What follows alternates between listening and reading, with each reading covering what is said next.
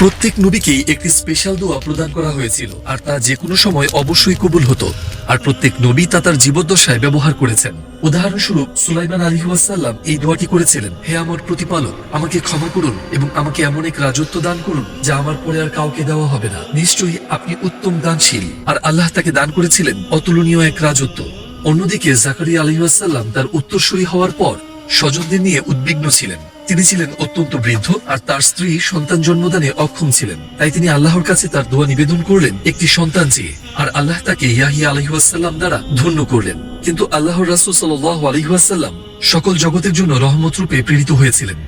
তাই তিনি তার দোয়া দুনিয়ায় ব্যবহার করেননি, কারণ তার অন্তরে নিজের প্রয়োজন ও কষ্টের আগেই ছিল তার উম্মাহ, ছিলাম আমরা। তাই তিনি সেই দোয়াটি সঞ্চিত রাখলেন। তিনি তা নিজের জন্য ব্যবহার করেননি, বা তার পরিবারের জন্যও না, বা তিনি যে কষ্ট যন্ত্রণা সহ্য করেছিলেন তা লাঘবের জন্যও নয়। তিনি বলেছিলেন, আমি আমার সেই দোয়াটি কিয়ামতের দিনে আমার উম্মতের জন্য শাফাত করার উদ্দেশ্যে সংরক্ষণ করে রাখতে চাই। তিনি সেই দোয়াটি সঞ্চিত রেখেছিলেন যাতে তিনি আল্লাহর কাছে প্রার্থনা করতে পারেন আমাদের পক্ষ থেকে পরকালে আমাদের ক্ষমা করার জন্য, যাতে তিনি তার প্রতিপালকের কাছে মিনতি করে বলতে পারেন, আমার উম্মাহ, আমার উম্মাহ, এবং কিয়ামতের দিনে আমাদের রক্ষা করতে পারেন। তিনি সেই দোয়াটি এ জীবনে ব্যবহার করেননি। নিজের স্বস্তি চাওয়ার বদলে তিনি আমাদের চিরন্তন জীবন রক্ষা করতে চেয়েছিলেন।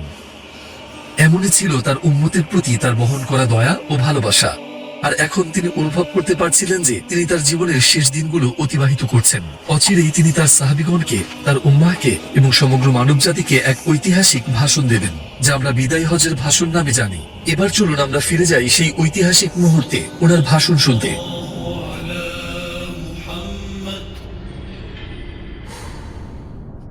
এই ভিডিও সিরিজটি নির্ভরযোগ্য শত শত বিশ্বস্ত ইসলামিক উৎসের উপর ভিত্তি করে তৈরি করা হয়েছে। সমস্ত এআই দৃশ্য প্রস্তুত করা হয়েছে যোগ্য মুসলিম আলেমদের পরামর্শক্রমে, এবং তা সম্পূর্ণ ইসলামিক নির্দেশনার সঙ্গে সামঞ্জস্যপূর্ণ। ইসলামের 5টি স্তম্ভের একটি হলো হজ। ফরজ করা হয়েছিল হিজরতের 9ম বছরে, আর 10ম বছরে নবী সাল্লাল্লাহু আলাইহি ওয়াসাল্লাম হজের প্রস্তুতি শুরু করলেন, এবং তিনি মদিনার মুসলিমদের ও আশপাশের গোত্রগুলোকে প্রস্তুত হতে বললেন। হাজার হাজার মুসলিম মদিনায় সমবেত হলো যাত্রার জন্য প্রস্তুত হয়ে। তারা অত্যন্ত আনন্দিত ছিলেন, কারণ তারা তাদের প্রথম হজ আদায় করতে যাচ্ছিলেন রাসূলুল্লাহ সাল্লাল্লাহু আলাইহি ওয়াসাল্লামের সঙ্গে একত্রে। কিন্তু তাদের কোনো ধারণাই ছিল না যে এটি হবে নবী সাল্লাল্লাহু আলাইহি ওয়াসাল্লামের শেষ হজ। জিলকদ মাসের 25 তারিখে 40,000 মানুষের এক কাফেলা নিয়ে যোহরের সালাত আদায় করে তারপর রওনা হলো রাসূলুল্লাহর নেতৃত্বে। হজ শুরু করার আগে তিনি এই দোয়াটি করেছিলেন: হে আল্লাহ, আমাকে এমন এক হজ দান করুন যাতে কোনো চাকচিক্য না থাকে এবং কোনো খ্যাতি অর্জনের ইচ্ছাও না থাকে। তারা কুরবানির জন্য সঙ্গে এনেছিলেন 100টি উট। প্রায় 10 দিন সফরের পর তারা মক্কায় পৌঁছালেন জিলহজ মাসের 4 তারিখে। ইয়েমেন ও অন্যান্য অঞ্চল থেকে হজের জন্য আগত মুসলিমরা তাদের সঙ্গে যোগ দিলে তাদের সংখ্যা 1 লক্ষ ছাড়িয়ে গেল। হৃদয় জোড়ানো কি যে এক অপূর্ব দৃশ্যই না ছিল এটি। 10 বছর আগে আল্লাহ রাসূল সাল্লাল্লাহু আলাইহি ওয়াসাল্লাম মক্কা ছেড়ে যেতে বাধ্য হয়েছিলেন পাশে কেবল আবু বকরকে নিয়ে, আর এখন তিনি মক্কায় ফিরছেন অসংখ্য মুসলিমকে সঙ্গে নিয়ে। এটি ছিল এমন এক বিজয় যা কোনো যুদ্ধ, কোনো তরবারি কখনো অর্জন করতে পারত না। এটি কোনো তরবারির বিষয় ছিল না, এটি ছিল মানুষের হৃদয় জয় করা এক অনন্য ব্যাপার। আল্লাহর রাসূল ছিলেন প্রশান্ত। তিনি তার হজের দায়িত্ব পালনে প্রস্তুত ছিলেন। জিলহজ মাসের 8 তারিখে তিনি মিনায় গেলেন, আর 9 তারিখে তিনি আরাফাতে গেলেন। সেদিন বিকেলে আরাফাতের উপত্যকার মাঝখানে তিনি তার বিদায়ী ভাষণ প্রদান করলেন। তিনি শুরুটা করেছিলেন এইভাবে: হে মানব। লক্ষ্য করুন, তিনি বলেননি হে মুসলিমগণ, কারণ এই আহ্বান শুধু তাদের জন্য ছিল না যারা সেদিন আরাফাতে উপস্থিত ছিলেন। এটি ছিল প্রত্যেক মানুষের জন্য যারা কিয়ামত পর্যন্ত আসবে, নারী ও পুরুষ, তরুণ ও বৃদ্ধ। তিনি 1 লক্ষেরও বেশি মানুষের উদ্দেশ্যে বলছিলেন, এবং তাদের মাধ্যমে আসন্ন প্রতিটি প্রজন্মের উদ্দেশ্যে। তিনি তার ভাষণ শুরু করেন এই কথাগুলো দিয়ে: সমস্ত প্রশংসা এবং কৃতজ্ঞতা আল্লাহর জন্য। আমরা তার প্রশংসা করি এবং তারই সাহায্য চাই। আল্লাহ যাকে হিদায়াত দেন কেউ তাকে পথভ্রষ্ট করতে পারে না, আর যাকে তিনি পথভ্রষ্ট হতে ছেড়ে দেন কেউ তাকে হিদায়াত দিতে পারে না। আমি সাক্ষ্য দিচ্ছি যে আল্লাহ ছাড়া কোনো উপাস্য নেই। তিনি একক, তার কোনো শরীক নেই, কোনো সমকক্ষ নেই, এবং তার তুলনীয় কেউ নেই। আর আমি সাক্ষ্য দিচ্ছি যে মুহাম্মদ তার বান্দা ও তার রাসূল। হে মানব জাতি, আমার কথা মনোযোগ দিয়ে শোনো। আমি জানি না, হয়তো এ বছরের পরে আমি আর এখানে তোমাদের মাঝে থাকবো না। হে মানুষ, যেমন তোমাদের এ দিন, তোমাদের এ মাস এবং তোমাদের এ নগরী মক্কা পবিত্র, তেমনি পবিত্র তোমাদের জীবন, তোমাদের সম্পদ এবং তোমাদের সম্মানও। এসব কিছু যেন সব ধরনের ক্ষতি থেকে সুরক্ষিত থাকে। হে আমার সাহাবীগণ, আগামীকাল তোমরা তোমাদের প্রতিপালকের সাক্ষাৎ পাবে, আর তোমরা অবশ্যই জিজ্ঞাসিত হবে আজ তোমরা যা কিছু করেছো সেসব সম্পর্কে। আমার পরে আবার একে অন্যের গর্দানের উপর আঘাত করে এমন কুফরিতে ফিরে যেও না। যারা এখানে উপস্থিত আছে তারা যেন আমি যা বলেছি তা তাদের কাছে পৌঁছে দেয় যারা আজ উপস্থিত নেই। এমনও হতে পারে যে যারা তা পাবে তারা আজ এখানে যারা শুনেছে তাদের চেয়েও তা ভালোভাবে বুঝবে। তিনি প্রথমে রিবাহ সম্পর্কে কথা বললেন। তিনি বললেন, হে আমার সাহাবীগণ, যার কাছে কারো কোনো আমানত থাকে সে যেন তা অবিলম্বে তার মালিককে ফিরিয়ে দেয়। জেনে রেখো, সব ধরনের রিবা বাতিল করে দেওয়া হয়েছে, এটি আল্লাহর নির্দেশ। আর আমি যে প্রথম রিবা বাতিল করছি তা হলো আমার চাচা আব্বাস ইবনে আব্দুল মুত্তালিবের সুদ। তবে মূল যে অর্থ তোমরা দিয়েছিলে তা তোমাদেরই প্রাপ্য। তোমরা অন্যায় করো না এবং তোমাদের প্রতিও যেন অন্যায় করা না হয়। এরপর তিনি নারীদের অধিকার সম্পর্কে কথা বললেন। হে মানুষ, আমি তোমাদের উপদেশ দিচ্ছি নারীদের অধিকার সম্মান করতে এবং তাদের ব্যাপারে আল্লাহকে ভয় করতে, কারণ তোমরা তাদের গ্রহণ করেছো আল্লাহর আমানত হিসেবে এবং তোমরা বৈধ করেছো তাদের সান্নিধ্য আল্লাহ নামে অঙ্গীকার করার মাধ্যমে। তাদের উপর তোমাদের অধিকার আছে, যেমন তোমাদের উপর নারীদেরও অধিকার আছে। তিনি এমন বাণী উচ্চারণ করলেন যা বর্ণবাদ সম্পূর্ণরূপে মুছে দেয়। হে মানুষ, তোমাদের প্রতিপালক এক, তোমাদের পিতাও এক। তোমরা সবাই আদমের সন্তান, আর আদমকে সৃষ্টি করা হয়েছে মাটি থেকে। কোনো আরবের উপর কোনো অনারবের কোনো শ্রেষ্ঠত্ব নেই, তেমনি কোনো অনারবেরও কোনো আরবের উপর কোনো শ্রেষ্ঠত্ব নেই। কোন শ্বেতাঙ্গ মানুষের কোন কৃষ্ণাঙ্গ মানুষের উপর শ্রেষ্ঠত্ব নেই, তেমনি কোন কৃষ্ণাঙ্গ মানুষেরও কোন শ্বেতাঙ্গ মানুষের উপর শ্রেষ্ঠত্ব নেই। শ্রেষ্ঠত্ব আসে কেবল তাকওয়া থেকে, অর্থাৎ আল্লাহ সচেতনতা থেকে। তোমাদের মধ্যে আল্লাহর নিকট সর্বাধিক সম্মানিত সেই যার তাকওয়া সবচেয়ে বেশি। তিনি সেই বিষয়গুলো নিয়েই বলছিলেন যেগুলো নিয়ে মানবতা সংগ্রাম করবে আগামীতে বহু শতাব্দী ধরে, এবং দিচ্ছিলেন সেসব সমাধান যার জন্য বিশ্ব ছিল মরিয়া। এরপর তিনি আমাদের কাছে একটি বিশ্বাস রেখে গেলেন। আল্লাহর রাসূল বলেন, হে মুমিনগণ, আমি তোমাদের কাছে দুটি জিনিস রেখে যাচ্ছি। যতদিন তোমরা এগুলোকে দৃঢ়ভাবে ধারণ করবে ততদিন কখনো পথভ্রষ্ট হবে না। এ দুটি হলো আল্লাহর কিতাব আল কুরআন এবং তার নবীর সুন্নাহ, নবীর আদর্শ। সবশেষে তিনি তার সাহাবীগণকে একটি প্রশ্ন করলেন। হে মানুষ, তোমাদেরকে আমার সম্পর্কে জিজ্ঞেস করা হবে, তখন তোমরা কি বলবে?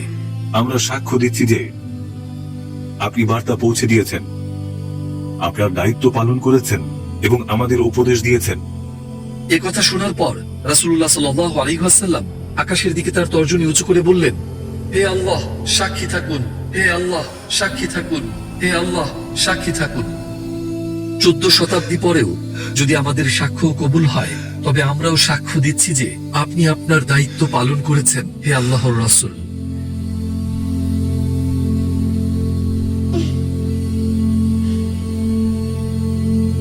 সেটি ছিল প্রায় শেষ বিকেল, সন্ধ্যা ঘনিয়ে আসছিল। রাসূলুল্লাহ সাল্লাল্লাহু আলাইহি ওয়াসাল্লাম তার উটনী কাসওয়ার পিঠে ছিলেন। হঠাৎ তার চেহারার অবস্থা বদলে গেল এবং কপাল বেয়ে ঘামের ফোঁটা গড়িয়ে পড়তে লাগলো। সাহাবীগণ বুঝতে পারলেন যে তার উপর ওহী নাজিল হচ্ছে। কিছুক্ষণ পরে যখন সেই অবস্থা কেটে গেল, নবী সাল্লাল্লাহু আলাইহি ওয়াসাল্লাম তিলাওয়াত করলেন সদ্য নাজিল হওয়া আয়াতটি, আজ আমি তোমাদের জন্য তোমাদের দ্বীনকে পূর্ণাঙ্গ করে দিলাম এবং তোমাদের উপর আমার নিয়ামত সম্পূর্ণ করলাম এবং ইসলামকেই তোমাদের জন্য দ্বীন হিসেবে মনোনীত করলাম। হঠাৎ গভীর কান্নার শব্দ শোনা গেল। তিনি ছিলেন আবু বকর। তার দু চোখ বেয়ে অশ্রু অনবরত গড়িয়ে পড়ছিল।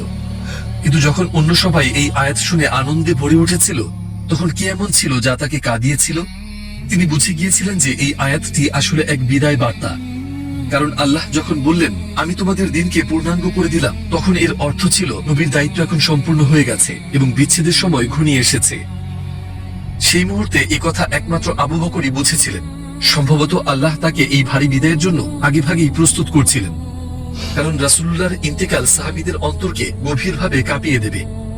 যখন তা ঘটবে, তখন কাউকে দৃঢ়ভাবে দাঁড়াতে হবে, সবাইকে শান্ত করতে হবে এবং পথ দেখাতে হবে। আর সত্যি সেদিন আবু বকর পর্বতের মতো অটল থেকেছিলেন। মক্কা বিজয়ের পর 2 বছর কেটে গিয়েছিল। তাহলে ওই 2 বছরে কি ঘটেছিল? চলুন সংক্ষেপে তা দেখে নিই। আরব উপদ্বীপের হৃদয়স্থল হিসেবে মক্কা পরিণত হয়েছিল তাওহীদের কেন্দ্রে, অর্থাৎ আল্লাহর একত্বের কেন্দ্রে। আর এই বিশাল পরিবর্তন অন্য গোত্রগুলোর জন্য ইসলাম গ্রহণের দুয়ার উন্মুক্ত করে দিল। আর মুহাম্মদ আল্লাহর রাসূল। আর এর সঙ্গেই শুরু হয় সেই বছর যা সানাতুল উফুদ নামে পরিচিত। আরবের প্রতিটি প্রান্ত থেকে গোত্রগুলো এসে ইসলাম গ্রহণ করল। ইয়েমেনের বিভিন্ন অঞ্চল থেকে মানুষ, সুলাইম, মুজাইনা, জুহাইনা গোত্রের লোকেরা, হাওয়াজিন, এমনকি তাইফের লোকেরাও এসে মুসলিম হয়ে গেল। তাইফবাসীর জন্য নবীর করা দোয়ার কথা কি আপনার মনে আছে? সেই প্রার্থনার জবাব এখন দেওয়া হচ্ছিল। সে বছর 7টিরও বেশি প্রতিনিধি দল এসেছিল। মক্কা বিজয়ের কিছুদিন পরই ওমানের শাসক এবং তার জনগণও ইসলাম গ্রহণ করেছিল। আরেকজন নেতা যিনি মুসলিম হয়েছিলেন তিনি ছিলেন বাহরাইনের শাসক। তার সঙ্গে সঙ্গে জরথুস্ট্রীয়দের ধর্মীয় নেতাও ইসলাম গ্রহণ করেন। যদিও বাহরাইনের কিছু জরথুস্ট্রীয় মানুষ মুসলিম হয়েছিলেন, অন্যরা নিজেদের ধর্মেই অবিচল থাকার সিদ্ধান্ত নেয়। সূরা আন-নাসরে পূর্ব বাণীকৃত দিনগুলো অবশেষে এসে গিয়েছিল। আয়াতে যেমন বর্ণনা করা হয়েছে, মানুষ দলে দলে একের পর এক আল্লাহর দিনে প্রবেশ করছিল। আর এই নব মুসলিমদের অঞ্চলগুলোতে সাহাবীদের পাঠানো হয়েছিল প্রশাসক বা দূত হিসেবে। এই সাহাবীরা যেমন বিচারকের দায়িত্ব পালন করতেন, তেমনি মানুষকে তাদের দিনও শিক্ষা দিতেন। আর তোমরা বিভক্ত হয়ে যেও না। যাকাতের বিষয়গুলো তদারকির দায়িত্ব তাদের উপরে ছিল। মনে আছে যখন মদিনায় রাষ্ট্রের ভিত্তি নির্মিত হচ্ছিল, তখন আল্লাহ রাসূল তিনটি বিষয়ের বিরুদ্ধে সংগ্রাম করেছিলেন: অজ্ঞতা, দারিদ্রতা আর সংঘাত। এই প্রশাসকরা কার্যত সেই একই সংগ্রামকে বাস্তবে রূপ দিচ্ছিলেন। তারা মানুষকে দিন শিখতে সাহায্য করতেন। আর যেহেতু ইসলাম শুধু ইবাদত নিয়েই নয়, বরং জীবনের প্রতিটি ক্ষেত্রে দিক নির্দেশনা দেয়, তাই তারা প্রকৃতপক্ষে অজ্ঞতার বিরুদ্ধেই লড়ছিলেন।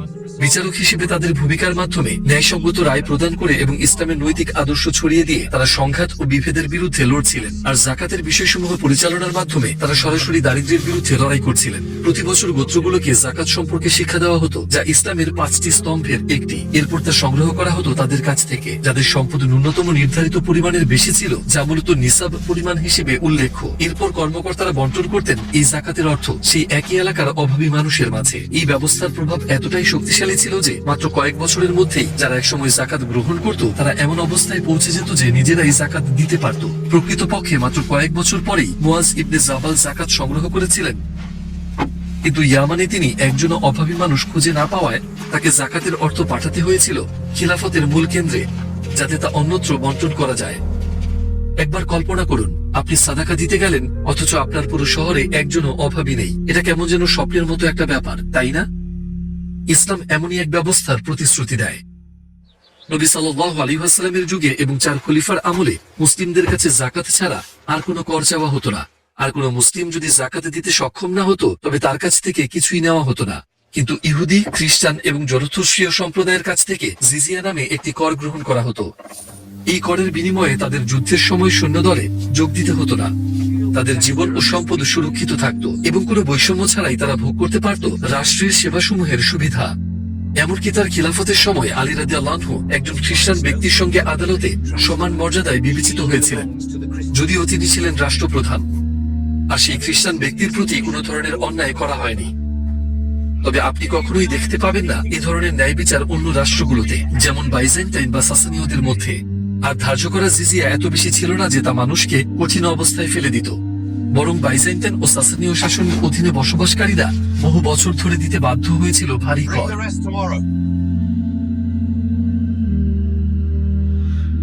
এটাই আমার শস্য দানার শেষ তলানিটুকু। আমার সন্তানরা অনাহারে, আর তোমাদের শস্য ভান্ডার উপচে পড়ছে। আল্লাহ অবশ্যই আমাদের জন্য একজন ত্রাণকর্তা পাঠাবেন। কিন্তু যখন তাদের ভূমি ইসলামিক শাসনের অধীনে এলো, তখন তারা অনেক কম কর দিয়েই স্বস্তি খুঁজে পেল। আর এর পাশাপাশি নারী, বৃদ্ধ, গুরুতর অসুস্থ মানুষ এবং ধর্মীয় নেতাদের উপর কোনো করই ধার্য করা হতো না। বিজিত ভূমি ছাড়াও কিছু রাজ্য মুসলিমদের কর্তৃত্ব মেনে নেয় এবং বার্ষিক জিজিয়া প্রদানে সম্মত ছিল। উদাহরণস্বরূপ, তাবুক অভিযানের সময় কিন্দাহর রাজা, আইলার শাসক এবং জারবা ও আজরুহুর জনগণকে ইসলামের দিকে আহ্বান জানানো হয়েছিল, কিন্তু তারা তা গ্রহণ করেনি। তাই প্রতি বছর জিজিয়া দেওয়ার বিনিময়ে তাদের সঙ্গে শান্তি চুক্তি সম্পাদিত হয়। আল্লাহর রাসূলের নির্দেশে এখন থেকে তোমরা জিজিয়া প্রদান করবে। সেই সময় রাষ্ট্রের ব্যয়ভার 3 ভাবে নির্বাহ করা হতো: জিজিয়া, যুদ্ধলব্ধ সম্পদ এবং দাতব্য প্রতিষ্ঠানের আয় ওয়াকফের সম্পদ থেকে। এভাবেই মক্কা বিজয়ের মাত্র 2 বছরের মধ্যেই দৃঢ় নিরাপত্তা ও নিয়ন্ত্রণ প্রতিষ্ঠিত হয়ে গিয়েছিল। এখন একটি সুসংহত ব্যবস্থা প্রতিষ্ঠিত ছিল। অন্যদিকে নবী সাল্লাল্লাহু আলাইহি ওয়াসাল্লামের নির্দেশে সারা অঞ্চল জুড়ে মূর্তি এবং মূর্তির উপাসনালয় ধ্বংস করা হয়। আরবি মূর্তি পূজা সম্পূর্ণরূপে নির্মূল হয়ে গিয়েছিল। এইসব বিরাট পরিবর্তন ঘটেছিল মাত্র 23 বছরের মধ্যে। জাহিলিয়াতের যুগের মতো একটা সমাজে, যেখানে এমন রূপান্তর প্রায় অসম্ভব বলেই মনে হতো। আল্লাহর ইচ্ছায় আল্লাহর রাসূল সাল্লাল্লাহু আলাইহি ওয়াসাল্লাম কয়লাকে হিরোকে পরিণত করেছিলেন। আর তিনি যে সাহাবীদের গড়ে তুলেছিলেন তারা ছিলেন এমন মানুষ যারা হয়ে উঠবেন শিক্ষক এবং বিশ্ববাসীর জন্য আদর্শ প্রত্যেকটি ক্ষেত্রে। রাসূলুল্লাহ সাল্লাল্লাহু আলাইহি ওয়াসাল্লাম বিদায় হজ আদায় করছিলেন। তিনি সম্পন্ন করেছিলেন সব আচার অনুষ্ঠান একে একে, কিন্তু যখন কুরবানির সময় এলো তিনি ঠিক ৬৩টি উট কুরবানি করলেন, তার জীবনের প্রতিটি বছরের জন্য একটি করে। আর তিনি এটি করেছিলেন নিজের হাতেই। তার বয়সের একজন মানুষের জন্য একদিনে ৬৩টি উট জবাই করা মোটেই সহজ কাজ ছিল না। এটি প্রমাণ করেছিল যে তিনি তখনও শক্তিশালী ও সুস্থ ছিলেন। বয়স বাড়া সত্ত্বেও তার মধ্যে দুর্বলতার কোনো লক্ষণ ছিল না। এরপর তিনি মাথা মুন্ডন করালেন। অতঃপর হজ সম্পূর্ণ হল। তিনি তার সাহাবীদের নিয়ে মদিনার পথে রওনা হলেন। এটি ছিল হিজরতের ১১ বছর। নবী সাল্লাল্লাহু আলাইহি ওয়াসাল্লাম জ্বরে আক্রান্ত হলেন। এটি ছিল এমন এক অসুস্থতা যা দিন দিন আরো তীব্রতর হচ্ছিল। প্রতি বছর রমজানে ফেরেশতা জিবরিল আলাইহিস সালাম আসতেন এবং আল্লাহর রাসূলের সঙ্গে তিনি কোরআনের সব আয়াত তিলাওয়াত করতেন যেগুলো সে সময় পর্যন্ত নাজিল হয়েছিল। কিন্তু সে বছর তারা পূর্ণ তিলাওয়াত 2 বার সম্পন্ন করেছিলেন। এটি ছিল স্পষ্ট একটি ইঙ্গিত যে এ বছরটি ভিন্ন ছিল। এই সময় তিনি প্রায় কবরস্থান পরিদর্শনে যেতেন। আল্লাহর রাসূল জান্নাতুল বাকি কবরস্থানে গিয়ে বললেন, আপনাদের উপর শান্তি বর্ষিত হোক, হে মুমিনদের আবাসস্থল। আপনাদেরকে যে প্রতিশ্রুতি দেওয়া হয়েছিল তা আপনাদের কাছে এসে গেছে। ইনশাআল্লাহ খুব শিগগিরই আমরাও আপনাদের সঙ্গে যোগ দেব। হে আল্লাহ, বাকি আল গারকাদের সমাহিত মানুষদের ক্ষমা করুন। কিছুক্ষণ পর তিনি বললেন, আহা, যদি আমি আমার ভাইদের দেখতে পেতাম। হে আল্লাহর রাসূল, আমরা কি আপনার ভাই নই? তিনি উত্তর দিলেন, তোমরা তো আমার সাহাবী, আর আমার ভাই তারা যারা এখনো পৃথিবীতে আসেনি। আর আমি হাউজে কাউসারে তোমাদের আগেই পৌঁছাবো, যে হ্রদ পূর্ণ থাকবে আল কাউসারের পানিতে। হ্যাঁ, তিনি আমাদের কথাই বলছিলেন। তিনি আমাদের বলেছেন আমার ভাই, অর্থাৎ তারা যারা তার প্রতি ঈমান আনবে এবং তাকে না দেখেই তার পথ অনুসরণ করবে। হে আল্লাহর রাসূল, আমরা আপনাকে না দেখেই আপনার প্রতি ঈমান এনেছি। হে আল্লাহর প্রিয়, আমরা আপনাকে না দেখেই আপনাকে ভালোবেসেছি। আপনার ভাই বলে পরিচিত হওয়ার যোগ্য হয়তো আমরা নই, কিন্তু আমরা আপনাকে গভীরভাবে ভালোবেসেছি। এখন তিনি অতিবাহিত করছেন নিজ জীবনের শেষ 13 দিন। এগুলো ছিল তার বরকতময় জীবনের শেষ দিনগুলো। তার অসুস্থতা আরো বেড়ে গিয়েছিল, আর তার দেহ খুব দুর্বল হয়ে পড়েছিল। তিনি প্রচন্ড কষ্টে ছিলেন। সবাই বুঝতে পারছিল পরিস্থিতি কতটা গুরুতর। সাহাবীগণ গভীরভাবে মর্মাহত ছিলেন। তিনি তো এসেছিলেন তাদের আত্মিক ইতিমত্য থেকে রক্ষা করতে, আর এখন তাদের কি তাকে ছাড়াই বাঁচতে হবে, আবারও এতিমের মতো? তিনি চলে গেলে তারা তাদের দুঃখ কষ্ট নিয়ে কার কাছে যাবেন? কার বাণী তাদের মন ও আত্মাকে সন্তুষ্ট করতে পারবে? কিন্তু এই দুনিয়া ক্ষণস্থায়ী, আর প্রতিটি মানুষ এখানে কেবল একজন মেহমান। আজ না হয় কাল মৃত্যুর ফেরেশতা সবার দুয়ারেই কড়া নাড়বে। প্রত্যেক প্রাণীকে মৃত্যুর স্বাদ আস্বাদন করতে হবে। এমনকি তার শেষ দিনগুলোতেও তিনি তখনও নিজের উম্মাহের কথাই ভাবছিলেন। তার দোয়ায়, তার অশ্রুতে তার উম্মতি সর্বদা উপস্থিত ছিল। তিনি তাদের জন্যই কাঁদছিলেন। আর এমনই এক মুহূর্তে জিবরিল আলাইহিস সালাম এলেন এবং জিজ্ঞেস করলেন তিনি কেন কাঁদছেন। তিনি উত্তরে বললেন, আমার উম্মাহ, হে জিবরিল, আমার উম্মাহ, আমি তাদের নিয়ে উদ্বিগ্ন। জিবরিল আলাইহিস সালাম ফিরে গেলেন, আর এবার তিনি সুসংবাদ নিয়ে আবার ফিরে এলেন। আপনার প্রতিপালক বলেন, মুহাম্মাদের কাছে যাও এবং তাকে বলো, আমি অবশ্যই আপনাকে সন্তুষ্ট করব আপনার উম্মতের ব্যাপারে, এবং আমি আপনাকে দুঃখিত করব না। এই কঠিন দিনগুলোতে তিনি থাকতে চেয়েছিলেন সেখানে যেখানে তিনি সবচেয়ে স্বস্তি পেতেন, আমাদের মা আয়েশা রাদিয়াল্লাহু আনহার গৃহে। প্রতি রাতে পালাক্রমে তিনি তার স্ত্রীদের একজনের কাছে থাকতেন। সেই অবস্থাতেও তিনি ন্যায়পরায়ণতার ক্ষেত্রে কখনো শৈথিল্য দেখাননি। তিনি প্রথমে জিজ্ঞেস করেছিলেন সেদিন কার পালা, এবং তিনি গেলেন আমাদের মা মাইমুনার ঘরে। তবে তার স্ত্রীগণ তার ইচ্ছা বুঝতে পেরেছিলেন, তাই তারা সবাই একত্র হলেন এবং আল্লাহর রাসূলের জন্য সম্মতি দিলেন যাতে তিনি আয়েশার ঘরেই অবস্থান করেন। আর মাত্র 5 দিন বাকি ছিল। তিনি জানতেন এই দুনিয়ায় তার সময় শেষ হয়ে আসছে। আলী রাদিয়াল্লাহু আনহুর সহায়তায় তিনি মসজিদে গেলেন এবং সাহাবীদের সেখানে একত্র হতে সংবাদ পাঠালেন। আল্লাহর রাসূল তার সাহাবীদের দিকে ফিরে বললেন, আল্লাহ তার এক বান্দাকে এই দুনিয়া এবং তার নিকট যা আছে এর মধ্য থেকে যে কোনো একটি বেছে নিতে বলেছিলেন, আর সেই বান্দা বেছে নিয়েছে আল্লাহর নিকট যা আছে তাই। হঠাৎ একজন কাঁদতে শুরু করলেন। তিনি বললেন, হে আল্লাহর রাসূল, আমি কাঁদছি। তিনি বললেন, হে আল্লাহর রাসূল, আপনি কাঁদবেন না। তিনি বললেন, হে আল্লাহর রাসূল, আমি কাঁদছি। তিনি বললেন, হে আল্লাহর রাসূল, আপনি কাঁদবেন না। তিনি বললেন, হে আল্লাহর রাসূল, আবারও তিনি ছিলেন তার বিশ্বস্ত বন্ধু আবু বকর আস-সিদ্দিক। তিনি বললেন, হে আল্লাহর রাসূল, আমার মাতা পিতা আপনার জন্য উৎসর্গিত হন। রাসূলুল্লাহ সাল্লাল্লাহু আলাইহি ওয়াসাল্লাম আবু বকরের দিকে তাকিয়ে বললেন, সবার মাঝে মধ্যে সেই ব্যক্তি যিনি আমার প্রতি সর্বাধিক অনুগ্রহ দেখিয়েছেন, তার সঙ্গ ও তার সম্পদ উভয় দিক থেকেই তিনি হলেন আবু বকর। আমি যদি এই দুনিয়ায় একজন খলিল গ্রহণ করতাম তবে আবু বকরকেই করতাম, কিন্তু আমি কোনো খলিল গ্রহণ করতে পারি না, কারণ আল্লাহ আমাকে তার খলিল হিসেবে বেছে নিয়েছেন। কিন্তু আমাদের মধ্যে যে বন্ধন রয়েছে তা হলো ইসলামের ভ্রাতৃত্ব ও ভালোবাসা। এরপর তিনি বললেন, মসজিদের সব দরজা বন্ধ করে দাও আবু বকরের দরজা ছাড়া। তারপর সেই নির্দেশ কার্যকর করা হলো। প্রকৃতপক্ষে মসজিদের সব দরজা বন্ধ করো আবু বকরের দরজা ছাড়া, একথা বলে তিনি আরো গভীর একটি ইঙ্গিত দিয়েছিলেন। মনে হচ্ছিল যেন তিনি বলছেন, তোমাদের কেউ কেউ হয়তো এই উম্মাহের দায়িত্ব নিতে চাইবে, কিন্তু সে ব্যাপারে আমি অন্য সব দরজা বন্ধ করে দিচ্ছি, আর আমি চাই আবু বকরকে সেই মর্যাদা দেওয়া হোক। নবী সাল্লাল্লাহু আলাইহি ওয়াসাল্লামের জ্বর ক্রমেই বেড়ে যাচ্ছিল, আর তার অসুস্থতা আরো তীব্রতর হচ্ছিল।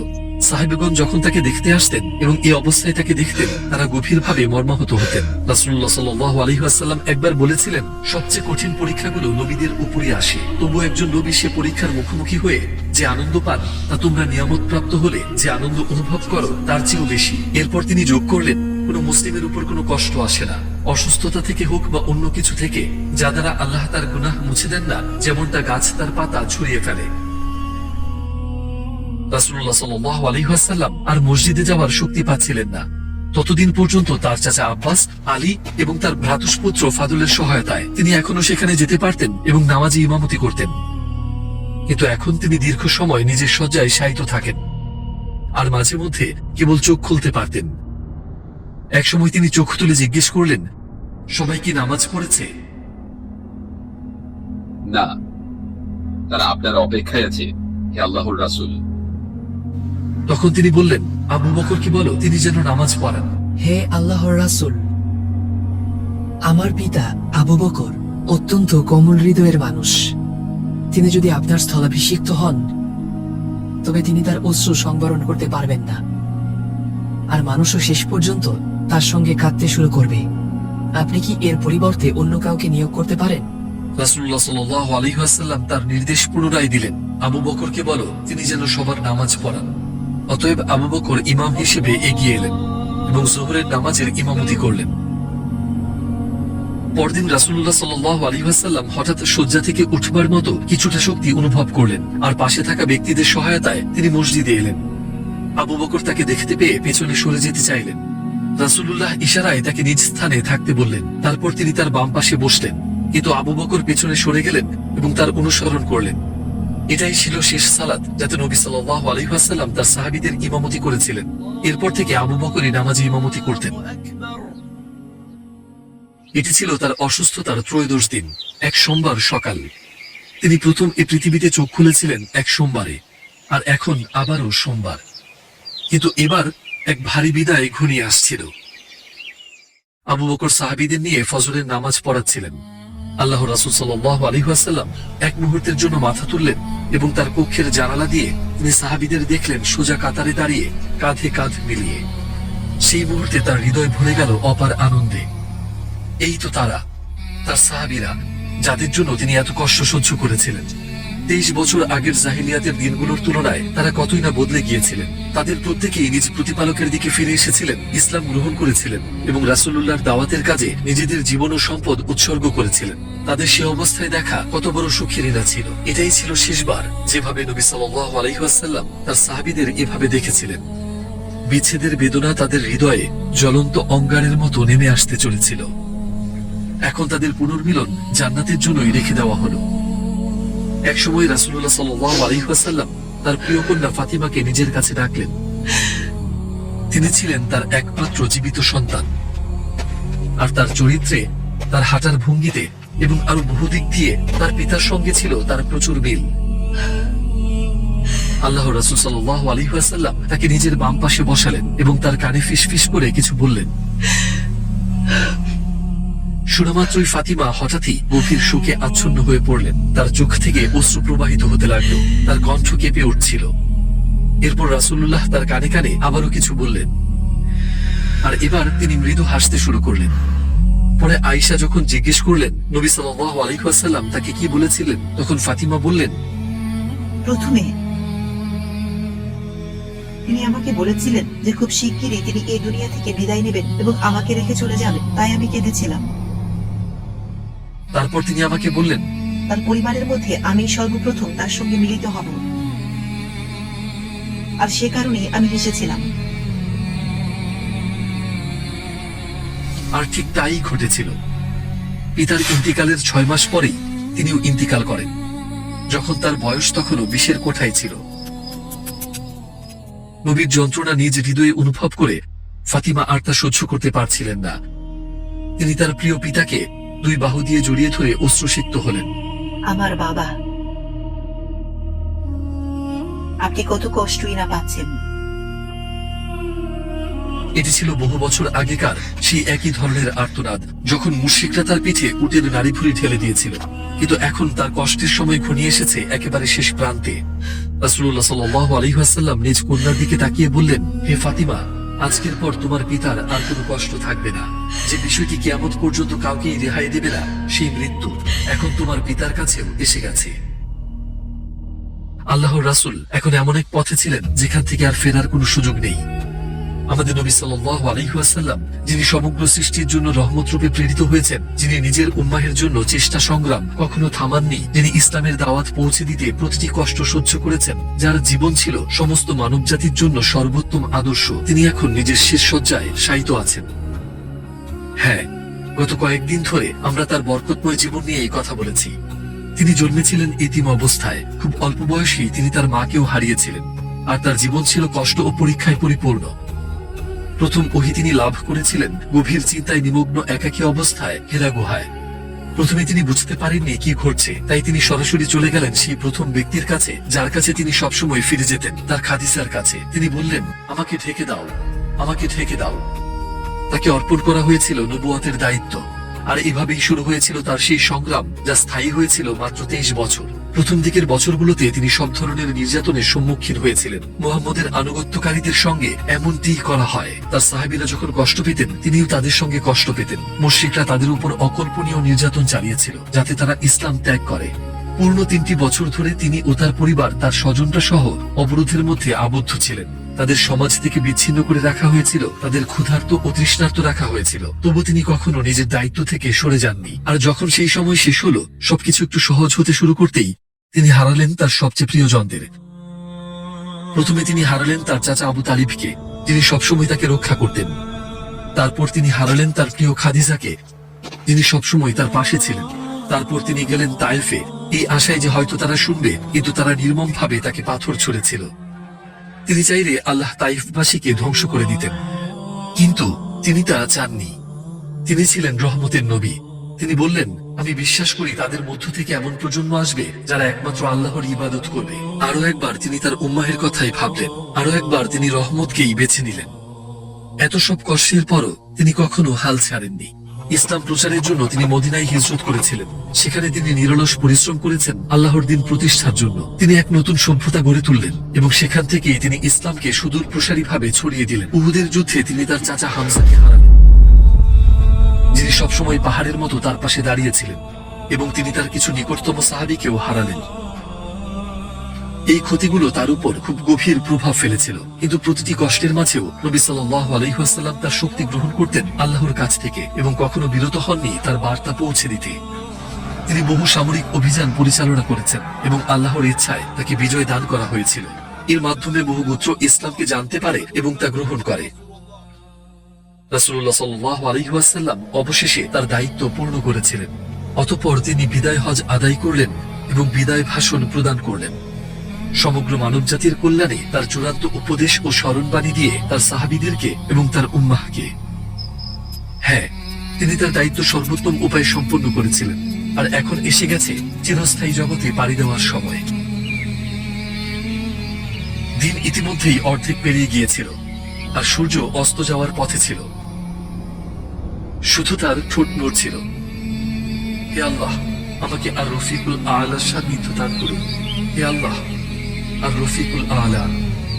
এক কথায় তিনি বলছিলেন, আমাকে সর্বোচ্চ সঙ্গীর কাছে নিয়ে নিন। তিনি আরো বারবার বলছিলেন, আসসালাহ আসসালাহ, অর্থাৎ নামাজকে আঁকড়ে ধরে থাকতে তাদের স্মরণ করিয়ে দিচ্ছিলেন। শত শত বছর ধরে পৃথিবী তার আগমনের অপেক্ষায় ছিল, আর এখন আসমানের ফেরেশতারা অপেক্ষা করছিলেন। তার পাশে ছিল একটি পানির পাত্র। তিনি তাতে নিজের হাত ডুবিয়ে মুখমণ্ডল মুছতে মুছতে বলছিলেন, লা ইলাহা ইল্লাল্লাহ। তারপর তিনি আকাশের দিকে ইশারা করে বলতে লাগলেন, হে আল্লাহ আর রফিকুল আলা, হে আল্লাহ আর রফিকুল আলা। তিনি 63 বছর বয়সে ইন্তিকাল করলেন। ফাতিমা অশ্রু সংবরণ করতে না পেরে উচ্চস্বরে কাঁদতে শুরু করলেন। নবীর স্ত্রীগণও যখন কাঁদতে শুরু করলেন, তখন সাহাবীগণ বুঝতে পারলেন কি ঘটে গেছে।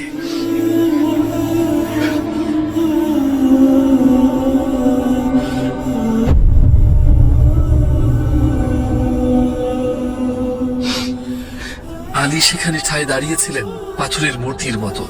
তার চোখ অশ্রুতে ভরে উঠেছিল। উসমান ছিলেন নির্বাক, যেন তার জিহ্বা বন্ধ হয়ে গিয়েছিল। কিন্তু উমর রাদিয়াল্লাহু আনহু সেই ভয়াবহ মুহূর্তের আকস্মিক আঘাতে সম্পূর্ণ অভিভূত হয়ে পড়েছিলেন।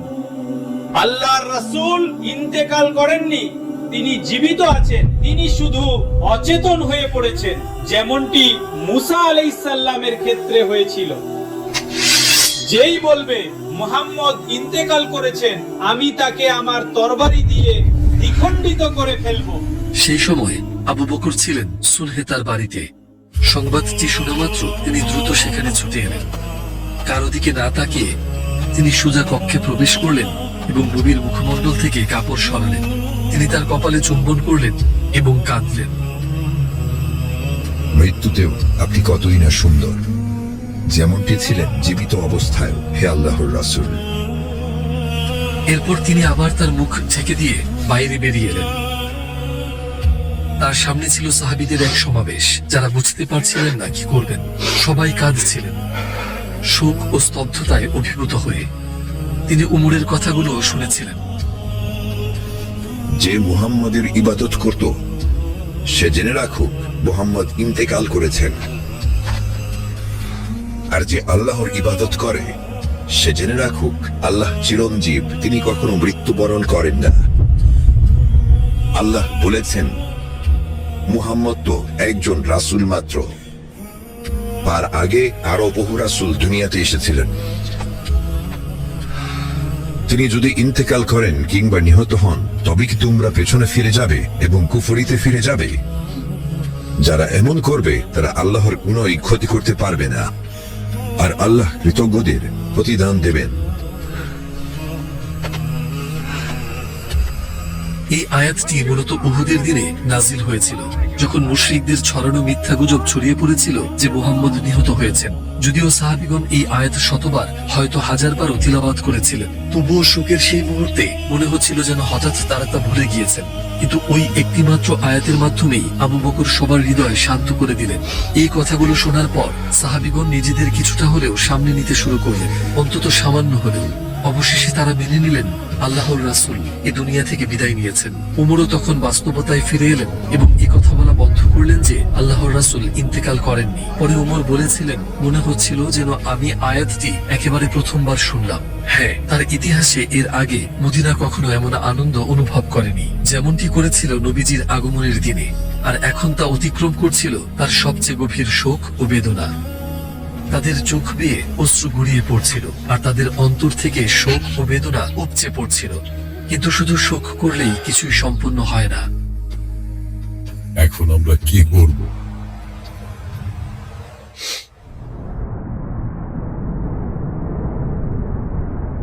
একজন খলিফা নির্বাচন করা জরুরি ছিল, এমন একজন যিনি মুসলিমদের নেতৃত্ব দেবেন এবং ইসলামের বিধানসমূহ কার্যকর রাখবেন। তাকে হতে হবে সমগ্র উম্মাহের আশ্রয়স্থল, এমন একজন যিনি দিনরাত ইসলামের খেদমতে নিজেকে নিয়োজিত রাখবেন। তাই সাহাবীগণ সমবেত হলেন। এই মহান দায়িত্বের জন্য সবচেয়ে যোগ্য ব্যক্তি ছিলেন আবু বকর।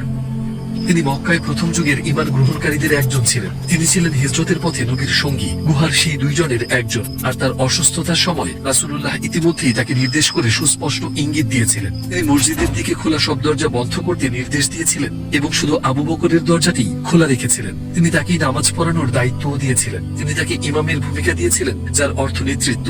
সালাত তো ইসলামের একটি স্তম্ভ, তাই না? আর অসংখ্য সাহাবীদের মধ্য থেকে তিনি আবু বকরকেই বেছে নিয়েছিলেন সালাতের ইমামতি করার জন্য, সমস্ত মুসলিমদের জন্য। আবু বকর ইসলাম ও মুসলিমদের জন্য নিজের সবকিছু উৎসর্গ করতে কখনো পিছপা হননি, একদিনের জন্যও নয়। যখন সেনাবাহিনীকে প্রস্তুত করার প্রয়োজন হলো, তিনি এমন কুরবানি করলেন যা আর কেউ করতে পারেনি। তিনি নিজের সবকিছু নিয়ে এসেছিলেন। আল্লাহর রাসূল জিজ্ঞেস করলেন, হে আবু বকর, আপনার পরিবারের জন্য আপনি কি রেখে এসেছেন? আমি তাদের জন্য আল্লাহ ও তার রাসূলকে রেখে এসেছি। মিরাজের পরের সকালে যখন মুশরিকরা আল্লাহর রাসূলকে উপহাস করছিল এবং সবচেয়ে কঠিন দিনগুলোতে বদর, উহুদ ও খন্দকের যুদ্ধের সময়ও আবু বকর সবসময় তার পাশেই ছিলেন। এই এত সব কারণেই মূলত নবীজির পরে খলিফা হওয়ার জন্য তিনিই ছিলেন সবচেয়ে উপযুক্ত ব্যক্তি। আর ঠিক সেটাই ঘটেছিল। সাহাবীগণ একত্রিত হয়ে পারস্পরিক পরামর্শ করার পর আবু বকরকে ইসলামের প্রথম খলিফা হিসেবে নির্বাচিত করা হলো। পরদিন জোহরের সময় হলো। এখনো অশ্রুসিক্ত সমগ্র মদিনা নামাজের জন্য মসজিদে পূর্ণ হয়ে গিয়েছিল। সবসময়ের মতো বিলাল আজান দেওয়া শুরু করলেন। কিন্তু যখন তিনি এই কথায় পৌঁছালেন, আশহাদু আন্না মুহাম্মাদুর রাসূলুল্লাহ, তার গলা ভারী হয়ে এলো, কণ্ঠ কেঁপে উঠল এবং তিনি বাক্যটি শেষই করতে পারলেন না। তার তো মানুষকে নামাজের দিকে আহ্বান করার কথা ছিল, কিন্তু তিনি পারলেন না। তিনি আর এগিয়ে যেতে পারলেন না এবং অশ্রুসিক্ত হয়ে পড়লেন। সবাই কাঁদছিল। বিলাল সহ্যই করতে পারছিলেন না, এমনকি সেই মদিনার চিন্তাটুকু যেখানে নবীজি নেই। তিনি আর আজান দিতে পারছিলেন না। তিনি আর থাকতে চাননি সেই শহরে, যার প্রতিটি কোণ তাকে স্মরণ করিয়ে দিত আল্লাহর রাসূলের কথা। আর এর কয়েক বছর পরে তিনি শামে চলে যান। নবী সাল্লাল্লাহু আলাইহি ওয়াসাল্লামের পবিত্র দেহ আলী রাদিয়াল্লাহু আনহু গোসল করিয়েছিলেন। আর তিনি তাকে গোসল করাতে করাতে তার দেহ থেকে প্রত্যেক নবীকেই একটি স্পেশাল দোয়া প্রদান করা হয়েছিল, আর তা যে কোনো সময় অবশ্যই কবুল হতো। আর প্রত্যেক নবী তা তার জীবদ্দশায় ব্যবহার করেছেন। উদাহরণস্বরূপ সুলাইমান আলাইহিস সালাম এই দোয়াটি করেছিলেন, হে আমার প্রতিপালক, আমাকে ক্ষমা করুন এবং আমাকে এমন এক রাজত্ব দান করুন যা আমার পরে আর কাউকে দেওয়া হবে না। নিশ্চয়ই আপনি উত্তম দানশীল। আর আল্লাহ তাকে দান করেছিলেন অতুলনীয় এক রাজত্ব। অন্যদিকে জাকারিয়া আলাইহিস সালাম তার উত্তরসূরি হওয়ার পর স্বজনদের নিয়ে উদ্বিগ্ন ছিলেন। তিনি ছিলেন অত্যন্ত বৃদ্ধ আর তার স্ত্রী সন্তান জন্মদানে অক্ষম ছিলেন। তাই তিনি আল্লাহর কাছে তার দোয়া নিবেদন করলেন একটি সন্তান চেয়ে। আর আল্লাহ তাকে ইয়াহিয়া আলাইহিস সালাম দ্বারা ধন্য করলেন। কিন্তু আল্লাহর রাসূল সাল্লাল্লাহু আলাইহি ওয়াসাল্লাম সকল জগতের জন্য রহমত রূপে প্রেরিত হয়েছিলেন। তাই তিনি তার দোয়া দুনিয়ায় ব্যবহার করেননি, কারণ তার অন্তরে নিজের প্রয়োজন ও কষ্টের আগেই ছিল তার উম্মাহ, ছিলাম আমরা। তাই তিনি সেই দোয়াটি সঞ্চিত রাখলেন। তিনি তা নিজের জন্য ব্যবহার করেননি বা তার পরিবারের জন্যও না, বা তিনি যে কষ্ট যন্ত্রণা সহ্য করেছিলেন তা লাঘবের জন্যও নয়। তিনি বলেছিলেন, আমি আমার সেই দোয়াটি কিয়ামতের দিনে আমার উম্মতের জন্য শাফাত করার উদ্দেশ্যে সংরক্ষণ করে রাখতে চাই। তিনি সেই দোয়াটি সঞ্চিত রেখেছিলেন যাতে তিনি আল্লাহর কাছে প্রার্থনা করতে পারেন আমাদের পক্ষ থেকে পরকালে আমাদের ক্ষমা করার জন্য, যাতে তিনি তার প্রতিপালকের কাছে মিনতি করে বলতে পারেন, আমার উম্মাহ, আমার উম্মাহ, এবং কিয়ামতের দিনে আমাদের রক্ষা করতে পারেন। তিনি সেই দোয়াটি এ জীবনে ব্যবহার করেননি। নিজের স্বস্তি চাওয়ার বদলে তিনি আমাদের চিরন্তন জীবন রক্ষা করতে চেয়েছিলেন। এমনই ছিল তার উম্মতের প্রতি তার বহন করা দয়া ও ভালোবাসা। আর এখন তিনি অনুভব করতে পারছিলেন যে তিনি তার জীবনের শেষ দিনগুলো অতিবাহিত করছেন। অচিরেই তিনি তার সাহাবীগণকে, তার উম্মাহকে এবং সমগ্র মানব জাতিকে এক ঐতিহাসিক ভাষণ দেবেন, যা আমরা বিদায় হজের ভাষণ নামে জানি। এবার চলুন আমরা ফিরে যাই সেই ঐতিহাসিক মুহূর্তে, ওনার ভাষণ শুনতে।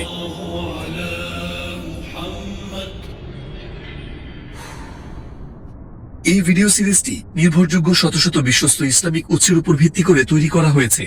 সমস্ত এআই দৃশ্য প্রস্তুত করা হয়েছে যোগ্য মুসলিম আলেমদের পরামর্শক্রমে এবং তা সম্পূর্ণ ইসলামিক নির্দেশনার সঙ্গে সামঞ্জস্যপূর্ণ।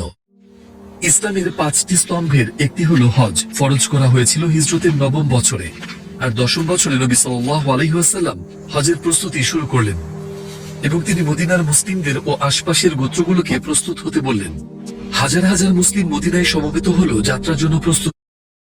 কুরাইশদের প্রধান সেনাপতি খালিদ ইবনে ওয়ালিদ, কুরাইশদের প্রতিভাবান নেতা আমর ইবনুল আস এবং কাবার চাবির রক্ষক উসমান ইবনে তালহা, তিনজনই যাত্রা শুরু করেছিলেন ভিন্ন ভিন্ন স্থান থেকে, কিন্তু তাদের পথ এসে মিলল হাদ্দাহ নামের এক স্থানে। তাদের সবার মধ্যে একটি বিষয় ছিল কমন, ইসলামের প্রতি তাদের ঘৃণা। খালিদ ইবনে ওয়ালিদের কথা মনে করুন। উহুদের যুদ্ধে যেখানে হামজা ও মুসাব ইবনে উমাইর শহীদ হন, মুসলিম বাহিনীর পরাজয়ের জন্য মূলত তিনিই দায়ী ছিলেন।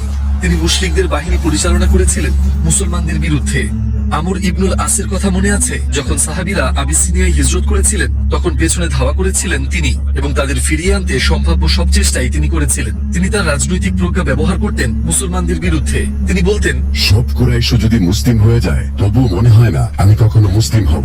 আর উসমান ইবনে তালহার কথা বলতে গেলে উহুদের যুদ্ধে তিনি হারিয়েছিলেন তার বাবা, চাচা এবং 4 ভাইকে, এক এক করে সবাইকে।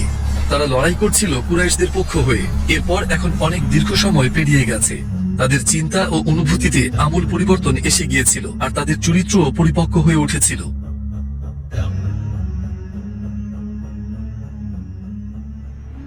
এই ভিডিও ধারাবাহিকটি তৈরি হয়েছে শত শত নির্ভরযোগ্য ইসলামী সূত্রের রেফারেন্সের ভিত্তি করে। সমস্ত এআই ভিজুয়াল প্রস্তুত করা হয়েছে যোগ্য মুসলিম স্কলারদের পরামর্শক্রমে, এবং তা ইসলামিক নির্দেশনার সাথে সামঞ্জস্যপূর্ণ। তারা যেসব ঘটনার মধ্য দিয়ে গিয়েছিলেন সেগুলো তাদের ক্লান্ত করে তুলেছিল। খালিদ ও উসমান মক্কায় ঠিক করেছিলেন এখানে দেখা করবেন, কিন্তু আমর তাদের কারো ব্যাপারেই জানতেন না। আল্লাহ এখানেই তাদের পথকে মিলিয়ে দিলেন। তাহলে তাদের এই যাত্রার উদ্দেশ্য কি ছিল? আমর জিজ্ঞেস করলেন, আপনি কোথায় যাচ্ছেন হে খালিদ? হে আমর, সঠিক পথ এখন একেবারে পরিষ্কার হয়ে গেছে। আমার আর কোনো সন্দেহ নেই যে মুহাম্মদ একজন নবী। আমার মতে আর সময় নষ্ট করার কোনো অর্থ নেই। আমি মদিনায় যাচ্ছি মুসলিম হওয়ার জন্য। আমর স্বস্তির নিঃশ্বাস ফেললেন, কারণ তার উদ্দেশ্যও ছিল ঠিক একই। তিনি বললেন, আল্লাহর কসম, আমি এই পথে চলেছি ঠিক একই উদ্দেশ্যে। তিনি রওনা হয়েছিলেন নবীজি সাল্লাল্লাহু আলাইহি ওয়াসাল্লামের সাথে দেখা করতে। পেছনে ফেলে এসেছিলেন তাদের সব খারাপ উদ্দেশ্য, এবং অতীতের কাজের জন্য গভীর অনুতাপ ও লজ্জা অনুভব করছিলেন।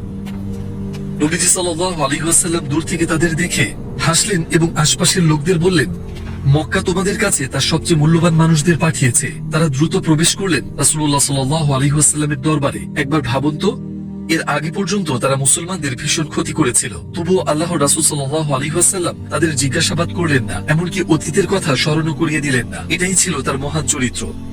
যদি তার সামনে থাকা ব্যক্তি অনুতপ্ত হতো, তিনি কখনোই তাদের ভুলগুলো তাদের মুখে ছুড়ে দিতেন না। তিনি শুধু চাইতেন তারা যেন তাদের চিরন্তন জীবন রক্ষা করে। প্রথমে খালিদ তার হাত বাড়িয়ে বললেন, আমি সাক্ষ্য দিচ্ছি যে আল্লাহ ছাড়া কোনো উপাস্য নেই এবং আপনি আল্লাহর রাসূল।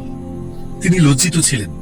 হে আল্লাহর রাসূল, আমি আপনার বিরুদ্ধে যুদ্ধে লড়েছি, আপনি তা জানেন। আমি আপনার কাছে অনুরোধ করছি এ ব্যাপারে আল্লাহর কাছে আমার জন্য ক্ষমা প্রার্থনা করুন। নবীজির কথাগুলো খালিদের অন্তরে স্বস্তি এনে দিল। আসলে তার কোন কথাই বা স্বস্তি দিত না। তিনি বললেন, হে খালিদ, ইসলাম তার পূর্বের সব গুনাহ মুছে দেয়। তারপর তিনি তার হাত উঠিয়ে এই দোয়া করলেন, হে আল্লাহ, খালিদকে ক্ষমা করে দিন তার সব প্রচেষ্টার জন্য, যা সে করেছিল আপনার বান্দাদেরকে আপনার পথ থেকে ফিরিয়ে দিতে। খালিদের মনে হলো তার কাঁধ থেকে এক বিশাল বোঝা নেমে গেল। সেই মুহূর্ত থেকে তিনি ব্যবহার করবেন তার শক্তি ও সামরিক প্রতিভা ইসলামের গৌরব ও বিস্তারের জন্য। এই পথে তার বীরত্বের কারণে নবীজি সাল্লাল্লাহু আলাইহি ওয়াসাল্লাম তাকে ডাকতেন সাইফুল্লাহ নামে, অর্থাৎ আল্লাহর তরবারি। এরপর আমর ইবনুল আস হাত বাড়িয়ে খালিদের মতোই একই অনুরোধ করলেন। নবীজি সাল্লাল্লাহু আলাইহি ওয়াসাল্লাম আমরের জন্য একই দোয়া করলেন। অবশেষে তিনি সেই শান্তি পেলেন যা তিনি বহু বছর ধরে খুঁজছিলেন।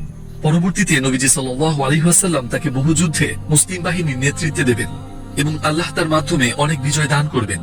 কুরাইশদের সেই প্রতিভাবান নেতা এখন ইসলামের সেবায় নিয়োজিত হলেন, আর তার সবচেয়ে বড় বিজয় হল মিশর বিজয়। আল্লাহ তার মাধ্যমে সেসব ভূখণ্ডে ইসলাম পৌঁছে দেবেন। এই কারণেই তাকে স্মরণ করা হয় মিশর বিজয়ী হিসেবে। সবশেষে উসমান ইবনে তালহা হাত বাড়ালেন এবং তিনিও মুসলিম হয়ে গেলেন। এইভাবে একই দিনে ইসলামের কাতারে যোগ দিলেন 3 জন গুরুত্বপূর্ণ ব্যক্তি রাসূলুল্লাহ সাল্লাল্লাহু আলাইহি ওয়াসাল্লামের সামনে। সূরা আল ফাতহে আল্লাহ যা বলেছেন তা কি মনে আছে? আল্লাহ জানতেন যা তোমরা জানতে না। হুদাইবিয়া সন্ধি ইসলামের বিরুদ্ধে ঘৃণার অস্ত্রকে নিস্তেজ করে দিয়েছিল এবং মানুষের হৃদয়ের প্রাচীরগুলো ভেঙে দিয়েছিল।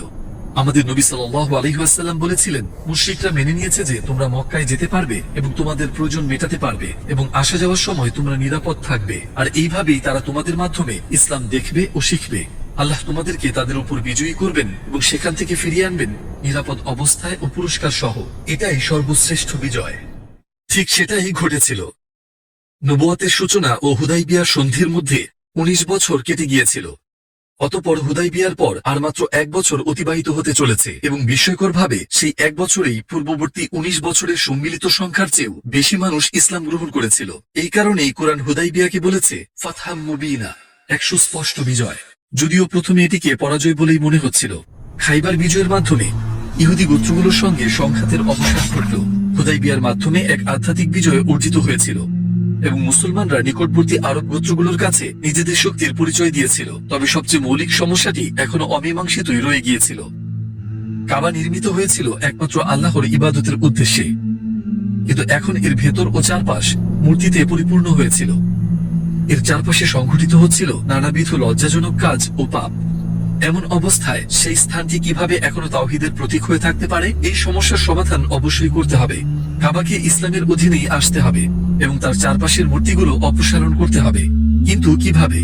মক্কাবাসীদের সঙ্গে 10 বছরের একটি শান্তি চুক্তি করা হয়েছিল, কিন্তু আল্লাহ হলেন মুসাব্বিবুল আসবাব, যিনি ইচ্ছামতো কারণসমূহ সৃষ্টি করেন ও নিয়ন্ত্রণ করেন এবং প্রয়োজনীয় উপায়গুলো একত্র করে তার বান্দাদের সাহায্য করেন। আর এখন কাবা মুক্তির জন্য করা দোয়াগুলোর কবুল হওয়ার সময় নিকটবর্তী হয়ে এসেছিল। এর অল্প কিছুদিন পরই আল্লাহ এর জন্য একটি কারণ সৃষ্টি করলেন। কুরাইশরা নিজেরাই এই চুক্তি ভঙ্গ করবে। খুজা গোত্রের একটি প্রতিনিধি দল, যারা ছিলেন নবীজি সাল্লাল্লাহু আলাইহি ওয়াসাল্লামের মিত্র, হঠাৎ মদিনায় এসে পৌঁছালো। হুদাইবিয়ার সন্ধির একটি শর্ত অনুযায়ী অন্যান্য আরব গোত্রগুলো মৈত্রী স্থাপন করতে স্বাধীন ছিল যে পক্ষকে তারা চাইবে, আর খুজা বেছে নিয়েছিল নবীজির পক্ষকে এবং মুসলমানদের পক্ষকে। প্রতিনিধি দলের প্রধান আমর গভীরভাবে মর্মাহত ছিলেন। তারা কেন এসেছে তিনি তা ব্যাখ্যা করলেন। হে আল্লাহর রাসূল, কুরাইশ তাদের অঙ্গীকার রক্ষা করেনি। তারা আপনার সঙ্গে করা সবচেয়ে দৃঢ় চুক্তিটাই ভঙ্গ করেছে। এক রাতে তারা হঠাৎ আমাদের উপর আক্রমণ চালায়। তারা আমাদেরকে অপ্রস্তুত অবস্থায় পেয়ে আমাদের লোকদের হত্যা করে, যখন কেউ ছিল রুকুতে আর কেউ ছিল সিজদায়। আমাদের সাহায্য করুন। এইভাবে হুদাইবিয়া সন্ধি প্রকাশ্যভাবেই ভঙ্গ করা হলো। কুরাইশ আবু সুফিয়ানকে মদিনায় পাঠালো আল্লাহর রাসূলের সঙ্গে কথা বলতে। আবু সুফিয়ান প্রথমে গেলেন নবীজি সাল্লাল্লাহু আলাইহি ওয়াসাল্লামের কাছে এবং চুক্তি নবায়নের আবেদন জানালেন। তবে রাসূলুল্লাহ সাল্লাল্লাহু আলাইহি ওয়াসাল্লামের পক্ষ থেকে তিনি কোনো উত্তর পেলেন না। এরপর তিনি আবু বকর রাদিয়াল্লাহু আনহুর কাছে গেলেন, এই আশায় যে পারিবারিক সম্পর্ক হয়তো তাকে কোনো সমাধান এনে দিতে পারে, কিন্তু এই চেষ্টাও ব্যর্থ হলো। এবার তিনি উমর রাদিয়াল্লাহু আনহুর কাছে গেলেন এবং মিনতি করে বললেন, চুক্তিটা নবায়নের চেষ্টা করুন, আমাদের মধ্যে শান্তি প্রতিষ্ঠা করুন। উমর ক্রুদ্ধ হয়ে জবাব দিলেন, মূলত তোমরাই তো চুক্তিটা ভেঙেছো, তাই তো? এর যদি সামান্য কিছু এখনো অবশিষ্ট থাকে, আল্লাহ যেন তা যত দ্রুত সম্ভব ধ্বংস করেন। আমি কখনোই আল্লাহর রাসূলের কাছে তোমাদের পক্ষে সুপারিশ করতে যাব না। আল্লাহর কসম, যদি আমি কিছুই না পাই, শুধু একটি ছোট পিঁপড়া ছাড়া, তবু আমি তা দিয়েই তোমাদের বিরুদ্ধে লড়বো। আবু সুফিয়ান সেখান থেকে বেরিয়ে সরাসরি উসমান রাদিয়াল্লাহু আনহুর কাছে গেলেন, কিন্তু ফল এবারও একই হলো। শেষ আশা হিসাবে তিনি গেলেন আলী রাদিয়াল্লাহু আনহুর কাছে, কিন্তু তার কাছ থেকেও কোনো সমর্থন পেলেন না। আপনি কি খেয়াল করেছেন, হুদাইবিয়া কুরাইশদের জন্য সামান্যতম উপকারও বয়ে আনেনি। তবু তারা কতটাই না আত্মবিশ্বাসী ছিল। শেষ পর্যন্ত এটি শুধু মুসলমানদের কাজই সহজ করে দিল। শত্রু কমে যাওয়ায় তাদের জন্য অন্য হুমকির দিকে মনোযোগ দেওয়া সহজ হয়ে গেল। এদিকে একই সঙ্গে এটি ধীরে ধীরে মক্কাকে ইসলামের ভূমিতে পরিণত করার লক্ষ্য পূরণ করল। আর এসব উদ্দেশ্য পূর্ণ হয়ে যাওয়ার পর আল্লাহ চাইলেন চুক্তিটি ভঙ্গ হোক। এইভাবেই আল্লাহ তার পথে সংগ্রামকারীদের সহজতা দান করেন। সবচেয়ে অপ্রত্যাশিত সময়ে, সবচেয়ে অপ্রত্যাশিত স্থান থেকে এবং সবচেয়ে অপ্রত্যাশিত উপায়ে। মানুষ প্রায়ই এই ধরনের ঘটনাকে খারাপ কিছু বলে মনে করে, কিন্তু কদরের দৃষ্টিকোণ থেকে দেখলে এর পেছনে লুকিয়ে থাকে অগণিত প্রজ্ঞা। এই কথাগুলো কি আপনার মনে আছে? আল্লাহর কসম, আপনি আল্লাহর ভূমিগুলোর মধ্যে সর্বোত্তম এবং আমার কাছে সবচেয়ে প্রিয়। আল্লাহর কসম, যদি আমাকে আপনার থেকে বের করে না দেওয়া হতো, তাহলে আমি কখনোই আপনাকে ছেড়ে যেতাম না। এগুলোই ছিল সেই কথা যা আল্লাহর রাসূল সাল্লাল্লাহু আলাইহি ওয়াসাল্লাম বলেছিলেন হিজরতের আগে শেষবারের মতো মক্কার দিকে ফিরে তাকানোর সময়। মক্কার প্রতিটি পাহাড় আর পাথর সেই কথাগুলোর সাক্ষী ছিল। আর এখন সেই বিদায়ের পর 8 বছর কেটে গেছে।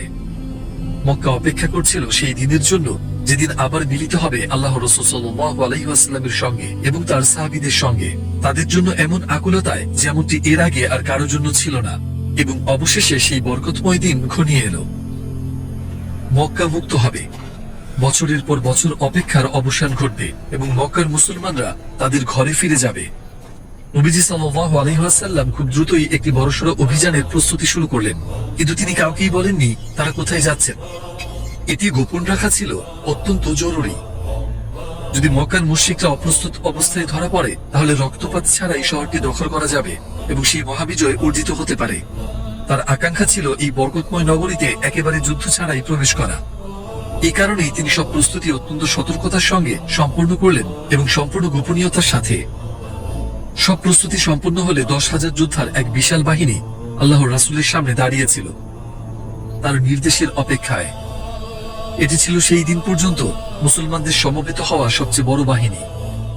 তারা এখন অগ্রযাত্রার জন্য প্রস্তুত ছিল। সবচেয়ে আন্তরিক দোয়াগুলো ছিল তাদের জিহ্বায় এবং তাদের অন্তরে।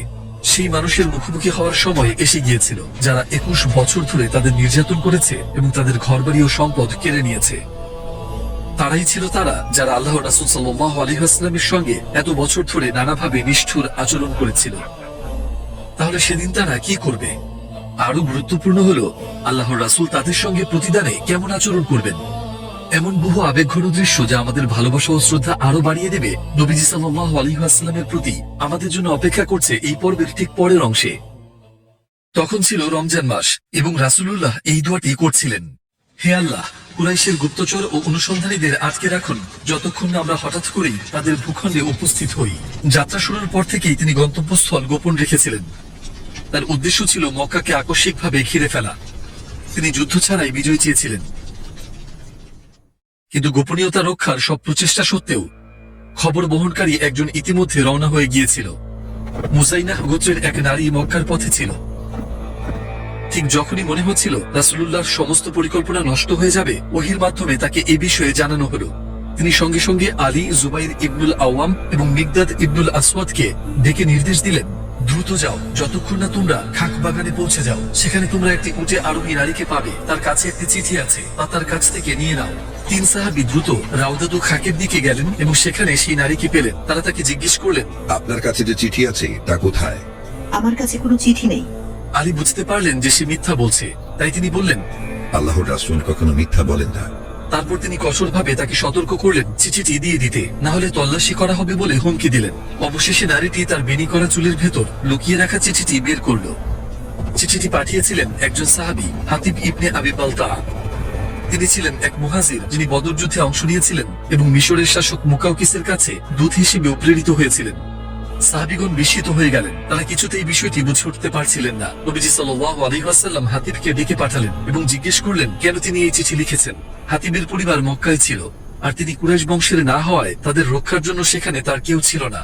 তিনি কুরাইশদের প্রতি একটি উপকার করতে চেয়েছিলেন, যাতে মক্কা অবরুদ্ধ হলে তারা তার পরিবারের কোনো ক্ষতি না করে। তিনি পরিস্থিতি ব্যাখ্যা করে বললেন, আমি এটা করিনি এই কারণে যে আমি আমার দিন ছেড়েছি বা ইসলামের পর কুফর গ্রহণ করেছি। আল্লাহর কসম, আল্লাহ ও তার রাসূলের প্রতি আমার ঈমান অটল রয়েছে। তার কথা শোনার পর রাসূলুল্লাহ সাল্লাল্লাহু আলাইহি ওয়াসাল্লাম সাহাবীদের দিকে ফিরে বললেন, হাতিব তোমাদের সত্যই বলেছে, অতএব তার সম্পর্কে ভালো ছাড়া আর কিছু বলো না, এবং তিনি তাকে ক্ষমা করে দিলেন। সময় অতিবাহিত হচ্ছিল, অভিযানের বিষয়টি এখনো সম্পূর্ণ গোপন রাখা হয়েছিল এবং তারা অগ্রসর হতে থাকলেন। মক্কার লোকেরা সামান্যতম খবরও শুনতে পায়নি। অবশেষে বাহিনী শিবির স্থাপন করল মারর আজ-জাহরান নামক স্থানে।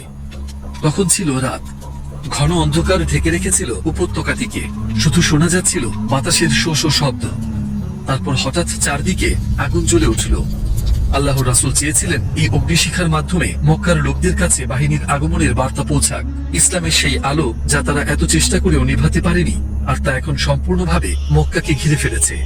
তারা অপেক্ষা করেছিল এই দিন দুর্বল হবে এবং মুমিনদের সংখ্যা কমে যাবে বলে। বছরের পর বছর তারা সম্ভব সবকিছুই চেষ্টা করেছিল, কিন্তু তাদের সব প্রচেষ্টাই ব্যর্থ হয়েছিল। কি মহিমান্বিত দৃশ্যই না ছিল এটি! আল্লাহর রাসূল বিশেষভাবে সাহাবীদের নির্দেশ দিয়েছিলেন প্রয়োজনের তুলনায় অনেক বেশি আগুন জ্বালাতে। এভাবে বাহিনীকে অনেক বড় বলে মনে হবে এবং মুশরিকরা পুরোপুরি তাদের সাহস হারিয়ে ফেলবে। কিন্তু মক্কায় তখন কি ঘটছিল সেই দৃশ্য দেখে তারা ভয়ে স্তব্ধ হয়ে গিয়েছিল। তারা ভয় আর উদ্বেগ নিয়ে একে অপরের দিকে তাকাচ্ছিল, কেউই বুঝতে পারছিল না কি ঘটছে। তবে একটি বিষয় ছিল স্পষ্ট, এই রাতটি ছিল এক মহাপরিবর্তনের সূচনা। আবু সুফিয়ান রাতের অন্ধকারে বেরিয়ে পড়লেন। সে জানতে চেয়েছিল কি ঘটছে। তার 2 সঙ্গীকে নিয়ে সে চারপাশে খোঁজ নেবে, গোপনে তথ্য সংগ্রহ করবে এবং তারপর ফিরে যাবে। সে নজরে পড়তে চায়নি, কিন্তু যিনি সবকিছু দেখেন সেই আল্লাহর কাছ থেকে কি লুকানো সম্ভব? নবীজি সাল্লাল্লাহু আলাইহি ওয়াসাল্লাম সাহাবীদের জানিয়ে দিলেন, তিনি তাদের সজাগ থাকতে বললেন এবং বললেন যে তারা অবশ্যই আবু সুফিয়ানের মুখোমুখি হবে। আর ঠিক সেটাই ঘটল। আব্বাস আবু সুফিয়ানকে দেখতে পেয়ে সঙ্গে সঙ্গে তাকে নিজের নিরাপত্তায় নিলেন। তিনি তাকে নিজের খচ্চরের পেছনে তুলে নিয়ে রাসূলুল্লাহ সাল্লাল্লাহু আলাইহি ওয়াসাল্লামের কাছে নিয়ে গেলেন। যখন আবু সুফিয়ানের দুই সঙ্গীকেও তাঁবুর ভেতরে আনা হলো, রাসূলুল্লাহ তাদেরকে মক্কার পরিস্থিতি সম্পর্কে জিজ্ঞেস করলেন। তারা গভীর রাত পর্যন্ত তাঁবুতেই অবস্থান করল। রাসূলুল্লাহ তাদের ইসলাম গ্রহণের দাওয়াত দিলেন, আর সেখানেই আবু সুফিয়ানের দুই সঙ্গী শাহাদাত গ্রহণ করলেন। কিন্তু আবু সুফিয়ান তখনও নিশ্চিত ছিল না। সে চিন্তা করার জন্য কিছুটা সময় চাইল। তারপর তাদের সবাইকে নিজ নিজ তাঁবুতে নিয়ে যাওয়া হলো। সকালে আবু সুফিয়ান আবারও আল্লাহ রাসূলের সঙ্গে সাক্ষাৎ করবে। আগামীকাল কি ঘটবে, কি বদলে যাবে? সাহাবীদের মনে একটি প্রশ্ন ঘুরপাক খাচ্ছিল, আবু সুফিয়ান কি অবশেষে ইসলাম গ্রহণ করবে? এই মুহূর্তে এর উত্তর কেউ জানত না। সকাল হলে আব্বাস আবু সুফিয়ানকে নবীজি সাল্লাল্লাহু আলাইহি ওয়াসাল্লামের কাছে নিয়ে এলেন। আল্লাহর রাসূল তার চোখের দিকে তাকিয়ে জিজ্ঞেস করলেন, হে আবু সুফিয়ান, আপনার কি এখনো সময় আসেনি বলার লা ইলাহা ইল্লাল্লাহ? আবু সুফিয়ান বললেন, কিন্তু এইসব মূর্তি নিয়ে আমি কি করব? লাত ও উজ্জাতকে আমি কিভাবে ছেড়ে দেব? উমর তাঁবুর পেছনে অপেক্ষা করছিলেন। এই কথা শুনে তিনি ক্ষুব্ধ হয়ে বললেন, কৃতজ্ঞ থাকুন যে আপনি তাঁবুর ভেতরে আছেন। বাইরে থাকলে আপনি কখনোই একথা বলতে পারতেন না। আবু সুফিয়ান জবাব দিলেন, হে উমর, আপনার জন্য লজ্জা। আপনি আপনার পিতার মতোই কঠোর। আর তাছাড়া হে খাত্তাবের পুত্র, আমি আপনার জন্য আসিনি, আমি আমার চাচাতো ভাইয়ের কাছে এসেছি। আমি তার সঙ্গে এই কথা বলবো, তাই আমাদের কথা বলতে দিন।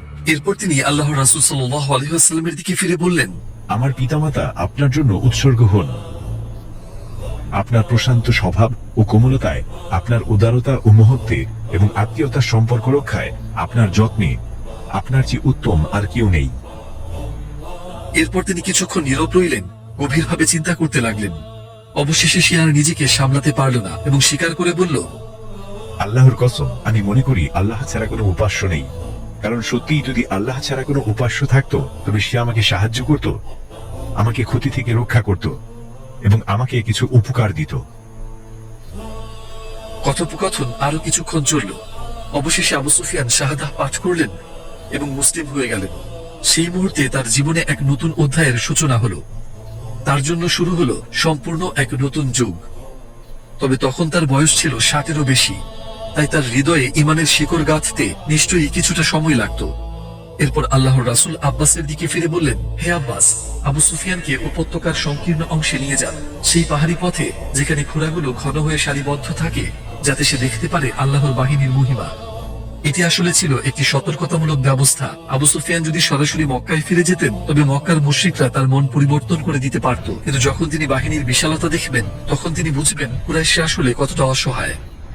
এরপর তিনি মুশরিকদের বলবেন, এমন শক্তির বিরুদ্ধে প্রতিরোধ করা অর্থহীন, এবং এভাবে তাদেরকে পাল্টা লড়াই করা থেকে নিরুৎসাহিত করবেন। আব্বাস রাদিয়াল্লাহু আনহু নবীজির নির্দেশ পালন করলেন এবং আবু সুফিয়ান বিস্ময়ে মুসলিম বাহিনীকে দেখলেন। তিনি বললেন, হে আব্বাস, আজ পর্যন্ত আমি এমন বাহিনী বা এমন জনসমষ্টি কখনো দেখিনি। এরপর তিনি দ্রুত রওনা হলেন মুশরিকদের সতর্ক করতে। তিনি চিৎকার করে বললেন, হে কুরাইশ সম্প্রদায়, মুহাম্মদ এসে গেছেন। তিনি এমন এক বিশাল বাহিনী নিয়ে তোমাদের দরজায় এসে পৌঁছেছেন, যার বিরুদ্ধে তোমরা দাঁড়াতে পারবে না। তারপর তিনি সর্বোচ্চ কণ্ঠে ঘোষণা করলেন, যে আবু সুফিয়ানের ঘরে প্রবেশ করবে সে নিরাপদ, যে নিজ ঘরে গিয়ে দরজা বন্ধ করে দেবে সে নিরাপদ, যে আল মসজিদুল হারামে আশ্রয় নেবে সে নিরাপদ। অনেক মুশরিক তাদের রাগ আর চেপে রাখতে পারল না। এমনকি আবু সুফিয়ানের স্ত্রী হিন্দু তাকে গালমন্দ করতে শুরু করলো। আবু জাহেলের ছেলে ইকরিমা এবং সাফওয়ান ইবনু উমাইয়া লোকদের উস্কে দিতে চেষ্টা করছিল, কিন্তু কেউই তাদের কথায় কর্ণপাত করল না। সবাই ছড়িয়ে পড়ল আশ্রয় খুঁজতে। আল্লাহর রাসূল সাল্লাল্লাহু আলাইহি ওয়াসাল্লাম বাহিনীকে বিভক্ত করেছিলেন 5টি প্রধান দলে, এবং তিনি প্রতিটি দলের অধিনায়ককে এক স্পষ্ট নির্দেশ দিলেন, তোমাদেরকে বাধা না দেওয়া হলে বা আক্রমণ না করা হলে কারো সঙ্গে যুদ্ধ করবে না। অবশেষে দীর্ঘ প্রতীক্ষিত সেই মুহূর্তটি এসে গেল। বহু বছরের বিচ্ছেদের পর মুসলিম বাহিনী মক্কায় প্রবেশ করছিল।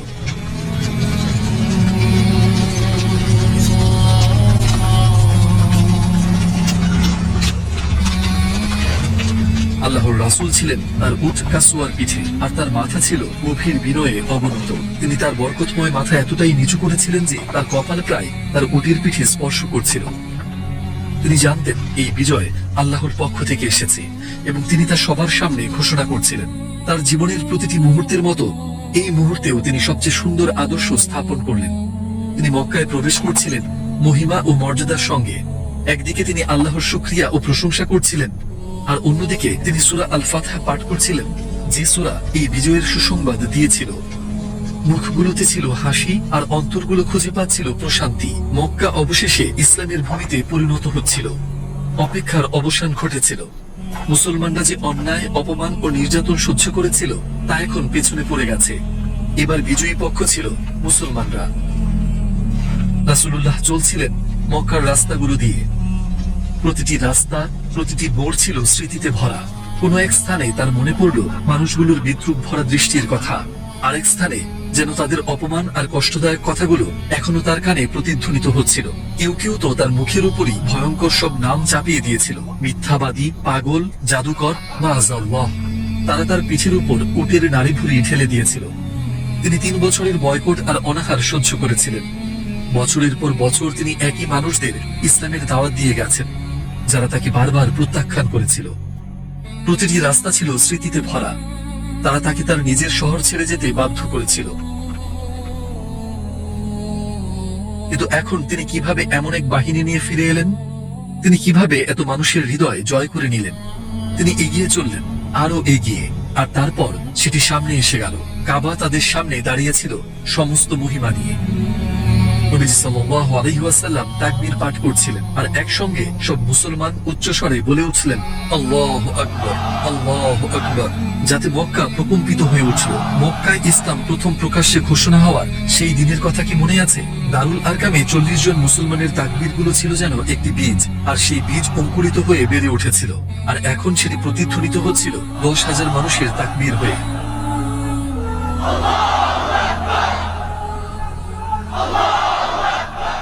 কিন্তু সেখানে দেখার মতো একটি বেদনাদায়ক দৃশ্যও ছিল। কাবার চারপাশে ছিল 360টি মূর্তি। হাতে থাকা লাঠি দিয়ে নবীজি সাল্লাল্লাহু আলাইহি ওয়াসাল্লাম এক এক করে সেই মূর্তিগুলো স্পর্শ করতে লাগলেন এবং এই আয়াতটি তিলাওয়াত করছিলেন, আউযু বিল্লাহ ওয়া জাআল হক ওয়া যাহাকাল বাতিল ইন্নাল বাতিলা কানা যাহুকা। সত্য এসে গেছে এবং মিথ্যা বিলুপ্ত হয়েছে। নিশ্চয়ই মিথ্যা বিলুপ্ত হওয়ারই ছিল। তিনি যে মূর্তিটিকে স্পর্শ করতেন সেটি মাটিতে পড়ে যেত। কুরাইশরা কাবার ভেতরেও মূর্তি স্থাপন করেছিল, কিন্তু এখন একটিও মূর্তি দাঁড়িয়ে রইল না। তখন জোহরের নামাজের সময় হয়ে এলো। নবীজি সাল্লাল্লাহু আলাইহি ওয়াসাল্লামের নির্দেশে বিলাল কাবার ছাদে আরোহণ করলেন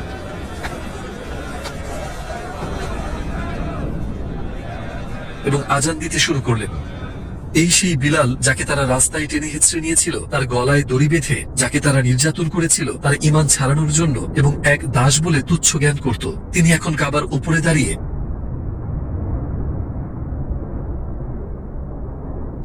আল্লাহু আকবার, আল্লাহু আকবার, আল্লাহু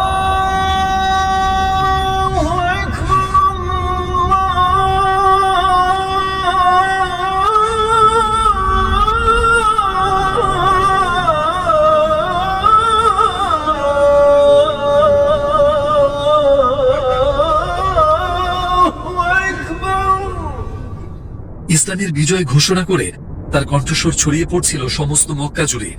নিজ নিজ ঘরে লুকিয়ে থাকা বিদ্বেষপরায়ণ মুশরিকরা ভেঙে পড়ল। টুয়ার্ডস ইটারনিটিতে আমরা নিরলসভাবে কাজ করেছি আপনাদের সামনে এই এআই ভিজুয়ালাইজড সিরিজটি তুলে ধরতে, আর এখন ইনশাআল্লাহ আমরা একটি নতুন সিরিজ তৈরি করতে চাই আমাদের সম্মানিত নবী সাল্লাল্লাহু আলাইহি ওয়াসাল্লাম গণের জীবন নিয়ে।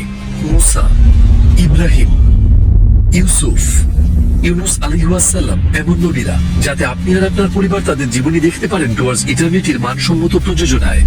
কিন্তু নতুন সিরিজ তৈরি করতে বড় খরচেরও প্রয়োজন পড়ে। এআই, পেশাদার ভয়েস ওভার আর অন্যান্য সরঞ্জামাদি। আর দুর্ভাগ্যজনকভাবে এখন আর আমরা একাতা বহন করতে পারছি না। আপনার সহায়তা ছাড়া এই প্রকল্প সম্পন্ন করা সম্ভব নয়। আমাদের টিম মোট প্রয়োজনকে $25 শেয়ারে ভাগ করেছে। তাই আপনি আপনার সামর্থ্য অনুযায়ী এক বা একাধিক শেয়ার স্পন্সর করে সহায়তা করতে পারেন ইনশাআল্লাহ। আপনি যদি এই সোয়াবের কাজে অংশ নিতে চান, টুয়ার্ডস ইটারনিটিতে দান করুন এবং এই সোনালী সুযোগ হাতছাড়া করবেন না।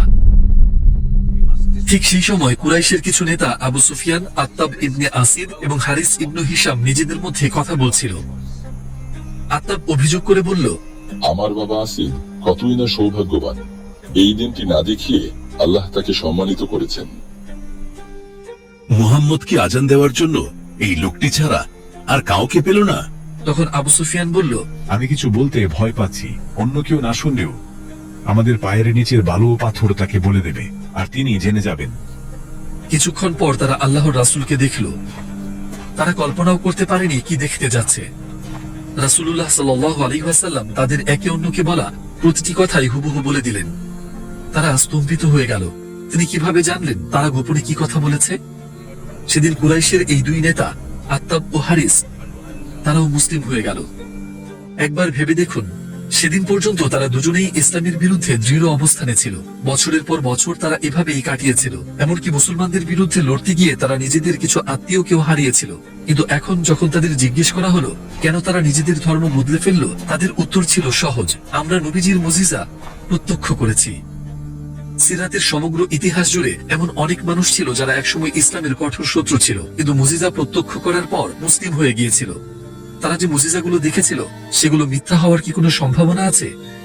তারা কি নিজেদের ধর্ম, জীবনের উদ্দেশ্য এবং পুরো মানসিকতা পরিবর্তন করত এমন কিছুর জন্য যা কখনো ঘটেইনি? অবশ্যই না। এই মুজিজাগুলো ছিল বাস্তব, এসব ছিল সত্য।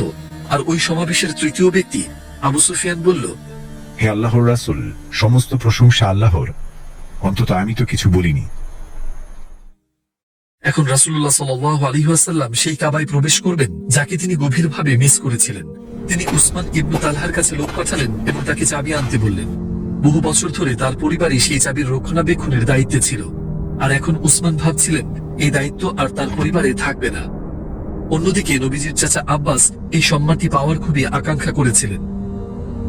উসমান যখন চাবি নিয়ে এলেন, নবীজি তাকে জিজ্ঞেস করলেন, আমি বহু আগে তোমাকে যা বলেছিলাম তাকে সত্য প্রমাণিত হয়নি? তিনি কি বোঝাতে চেয়েছিলেন? এর আগে কি ঘটেছিল? ইসলামের প্রাথমিক যুগে আল্লাহর রাসূল উসমানকে ইসলামের দাওয়াত দিয়েছিলেন, কিন্তু তিনি তা প্রত্যাখ্যান করেছিলেন। তুমি তোমার জাতির ধর্মের বিরোধিতা করেছো এবং এক নতুন ধর্ম নিয়ে এসেছো। তখন নবীজি সাল্লাল্লাহু আলাইহি ওয়াসাল্লাম বলেছিলেন, হে উসমান, আমি আশা করি এমন একদিন আসবে যখন তুমি আমাকে এমন অবস্থানে দেখবে যেখানে আমি এই চাবি যেখানে ইচ্ছা রাখতে পারবো এবং যাকে ইচ্ছা দিতে পারবো। উসমানের সে কথা স্পষ্ট মনে ছিল। তিনি বললেন, জি, অর্থাৎ রাসূলুল্লাহ যা বলেছিলেন তা সত্যিই পূর্ণ হয়েছে। তারপর তিনি যোগ করলেন, আমি সাক্ষ্য দিচ্ছি যে আপনি আল্লাহর রাসূল। তিনি চাবি রক্ষার যোগ্য ছিলেন। তিনি বহু বছর ধরে এই দায়িত্ব পালন করেছিলেন। তিনি সত্যিই সেই আমানতের উপযুক্ত ছিলেন। সবাই ভাবছিল এখন চাবি কার হাতে যাবে।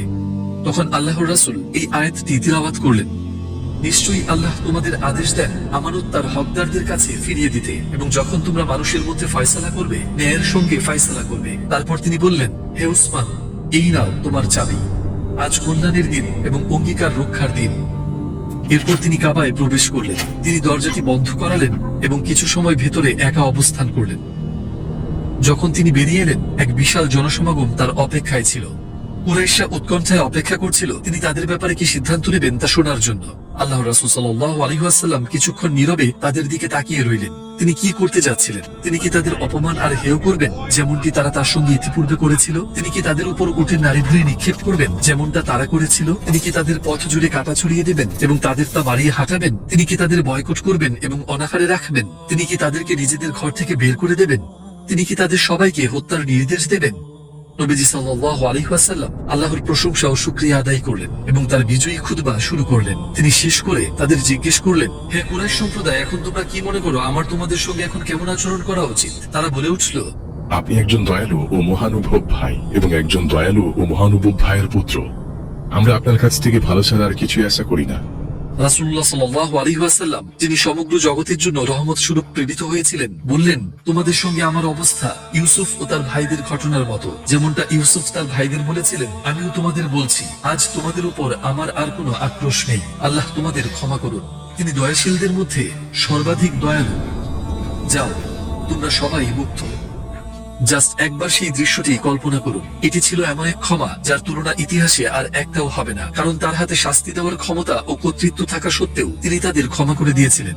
এটাই কি ক্ষমার সর্বোচ্চ রূপ নয়? আর অকল্যাণের জবাবে কল্যাণ করা কি সর্বোচ্চ মহত্ব নয়? কুরাইশের একগুঁয়েমি এখন পুরোপুরি ভেঙে পড়েছিল। তাদের চোখ, যা সত্যের ব্যাপারে অন্ধ ছিল, অবশেষে দেখতে শুরু করলো। পরের দিন আল্লাহর রাসূল সাল্লাল্লাহু আলাইহি ওয়াসাল্লাম সাফা পাহাড়ে উঠলেন। এটাই ছিল সেই স্থান যেখানে বহু বছর আগে তিনি প্রথমবারের মতো প্রকাশ্যে নবুয়তের ঘোষণা দিয়েছিলেন। মনে আছে, তিনি কারো কাছ থেকেই তেমন কাঙ্ক্ষিত কোনো সাড়া পাননি, বরং সবার সামনে নিজের আপন চাচার কাছ থেকেই অপমানিত হয়েছিলেন। কিন্তু এখন কুরাইশের লোকেরা দল বেঁধে ঈমান গ্রহণ করতে আসছিল। পুরুষদের পাশাপাশি নারীরাও দলবদ্ধভাবে মুসলিমা হতে এলো। আর তাদের মধ্যে হিন্দু ছিলেন আবু সুফিয়ানের স্ত্রী। ধরা পড়ার ভয়ে তিনি মুখ ঢেকে নারীদের দলে মিশে গিয়েছিলেন। তার অন্তর ভরেছিল গভীর অনুতাপে। অতীতে তিনি নবীজির এবং মুসলমানদের প্রতি যা যা করেছিলেন তার জন্য।